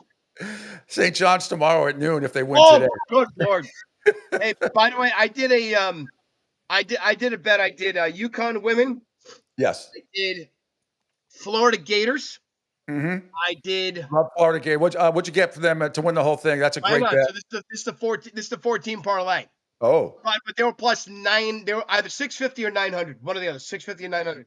UConn women, Florida Gators, Colorado Avalanche at plus 9, Celtics, $10 to win 10,000. Oh. You got the Avalanche winning the Stanley Cup? Avalanche win the Stanley Cup. Ooh, like that. So hang on, Pete. Ready? UConn women. Yep. Florida Gators. Yep. Celtics. Avalanche. Yep. I did those 4. $10 to win 10,000. That is fantastic. I think you got a great shot. I especially love the Florida pick. I think they're playing the best of anybody in the country right now. And there's a couple of teams in the West. Yeah. Yep. So wow. I took some spice. UConn women. Yeah, I love that. I took a flyer on that. You may want to back me on that. Yeah. My Hard Rock betting app. I might actually do that myself. Right. Joy B says, "Good morning from Colorado." Kevin Winter segment, awesome. The Parlay King, LMAO. Yep. No, hang on. He just liked the fact that I put his Avalanche in there. Yes. Hey, Kevin, I got a quick question for you. What do you think? I want to get your thoughts as far as the MLB getting into the stratosphere of almost billion-dollar contracts. You have Vlad Guerrero, who said he turned down his contract because it was $500 million, but it was only $400 million because it was deferred. So he said the only way he would stay with the Blue Jays if it states that exactly $500 million. So when do we as fans, as folks, get to the point where it gets to be a little bit on the ridiculous side? Because even spring training games are running at some fields $80, $100 to $150 just for a spring training game. Oh, hang on. I think you guys as fans paying for tickets, you should have done it a long time ago. I wouldn't go, but this is supply and demand. Who was that? Was that Angel? Yeah, that was Angel. Yeah, Yeah. that was, hey, Angel, what's up, buddy? What's up? I actually, so baseball knows that people up here, particularly in the Northeast, your spring training exists, and spring training games exist around February vacation, right, Pete? February vacation, and a lot of and even what Spring break in March. Spring break in March is down here now, obviously. Spring break in March, so they know this is going to exist. But Angel, I would have stopped paying for these games a long, long time ago. Let me also say this: I'm jaded. I've been to over 3,000 baseball games. Just by hang on, Pete, maybe roughly that number. Absolutely. Just for our time for working. Yep. And so we've been there. Yep. I don't need to go anymore. I would have stopped paying a long time ago. I'm going to tell you, I'm jaded because Kevin, I've seen a bunch of them. I am so with you. I get asked to go. I'll go to a Florida Everblades game over here once in a while, stuff like that. I did my time. As far as people ask me all the time, well, why don't you want to go to this game? I just don't give it. Now I am going to go to the Miami Notre Dame game on August 31st. I'll go see my Hurricanes. And I will go to that. I'm in a suite with my buddy, and it's a special thing. I've gone. I've been to since in April 1st will be 8 years I've been down here. I've been to 4 Red Sox games and 2 Twins games, all in the press box or in a luxury box. I'm not paying the Red Sox Celtics Mets. The Red Sox Mets game the other day, tickets were going for like $200. Some of them. Yeah. No, I'm not doing it. I'm headed there this Saturday again with some friends to celebrate a birthday party. I'll be in a luxury box above home plate. I am not paying money. And it's not just, I just don't feel like, do you want to go, you want to cover the Bucks? I don't. I've done it. I've been there, done it. I've been appreciative. I don't. It's not being selfish or anything like that. I just have no desire. I like sitting around with my friends watching football on Saturdays and Sundays. That's what I like doing. It's a much better time. I don't need to be, and everybody's different. I'm just saying I'm done with stadium stuff unless it's 100%, like absolutely have to be there. Even in Radio Row, most of the media does not stay for the Super Bowl. They leave on Friday after the show. They do. Yeah, hang on. Half of them aren't even credentialed. That's why you're not credentialed for the game because the NFL doesn't have enough room. Angel, to answer your question, I hope I did, but I mean, it's up to you, the fan, and all the fans listening. It's up to all you guys as to how much you want to pay for a ticket and for your family. Yeah, that's your hard-earned money, man. Yep. We're all probably going to watch contracts because of that. Pete, you brought up the TV contract with ESPN. Yeah, I think ESPN was paying $585 million for the Sunday night package and radio rights and impact games. Let's call them, right? Yeah, and that was even after they bounced out of weekday games. Amazon paid $85 million. ESPN's like, what the hell, man? Sunday night's not worth that much. No. For the rate. So they had to bounce out of the deal. I think they're going to get a new deal done. My former boss, like one of the guys who hired me in 2004, who saw the writing on the wall and left about 10 years ago at ESPN, he's devastated because he built ESPN Radio's play-by-play event structure. And he built that department. And he's had, I think it was ever since Joe Carter's home run, because that was on WCBS with Jack Buck, because Jack Buck had the call. Yeah. And ever since then, it's been on ESPN Radio, the World Series. After this year, it may not be on ESPN Radio, which is a fucking shame. No, it really is. And Jack Buck's call, and I remember, Buck's call of Gibson is the famous one. Kirk Gibson. Yep. There's a hydra. It's gonna be a home run. Unbelievable. The Dodgers have won the game 5-4. Yep, I don't believe what I just saw. It was one of the great calls of all time. Yep, it was awesome. All right. All right, buddy. I'm good. Thanks so much, Kev. Always a pleasure. We'll do it again soon. I won't keep you an hour like this time, but let's keep chatting. Again, all you're keeping me from is drinking, and I guess drinking before 10 a.m. Keep me posted, and maybe we get to do a show together somewhere someday. Who knows what the future may bring. Hey, Pete. Yeah. Maybe you live in Florida someday. There you go. That's great news, Kevin. Great stuff, buddy. Maybe All right, all the best. I live in Florida someday, buddy. I love it. I'll send you a text. All right. Thanks a lot. There he is, America's favorite ginger broadcaster. ESPN, another dumbass move to let him go, but it's happened. And anyway, he'll definitely get back on his feet. All right, Angel. Anything else coming up today? Or I know we're still revamping, retooling and stuff. I mean, I'll be back tomorrow on Thursday. I can tell you this. Glenn Ordway is going to join me at 9:30 tomorrow. Everybody loves that. Trevor Harris will join me. Probably John Meter-Perel as well. So another full show lined up tomorrow. What you got? Anything going on with you? No, I've got work to do as usual. So I got a lot of work for the most part. Make sure that I keep this thing healthy until it gets repaired. But no, other than that, maybe I'll take on a couple of, partaking things that need to be repaired around here and see what I can get off. You better wear a bodysuit, okay? Don't try to sever any more of your body parts, particularly below the waist. That's not good. Joey says, I don't need coffee after watching that segment with Kevin. Wow, yes, that was great. Yeah. I knew he was going to let loose on the process. Terrific. I don't think people realize the bullshit that goes on over there. Anyway, have a great and safe rest of your hump day Wednesday, everybody. I am Pete. Thanks to Bill Sparrows from the Boston Herald and bookies.com, senior betting analyst, and of course, Kevin Winter, great broadcaster, formerly of ESPN, and parts unknown, but he'll be back on the airwaves soon.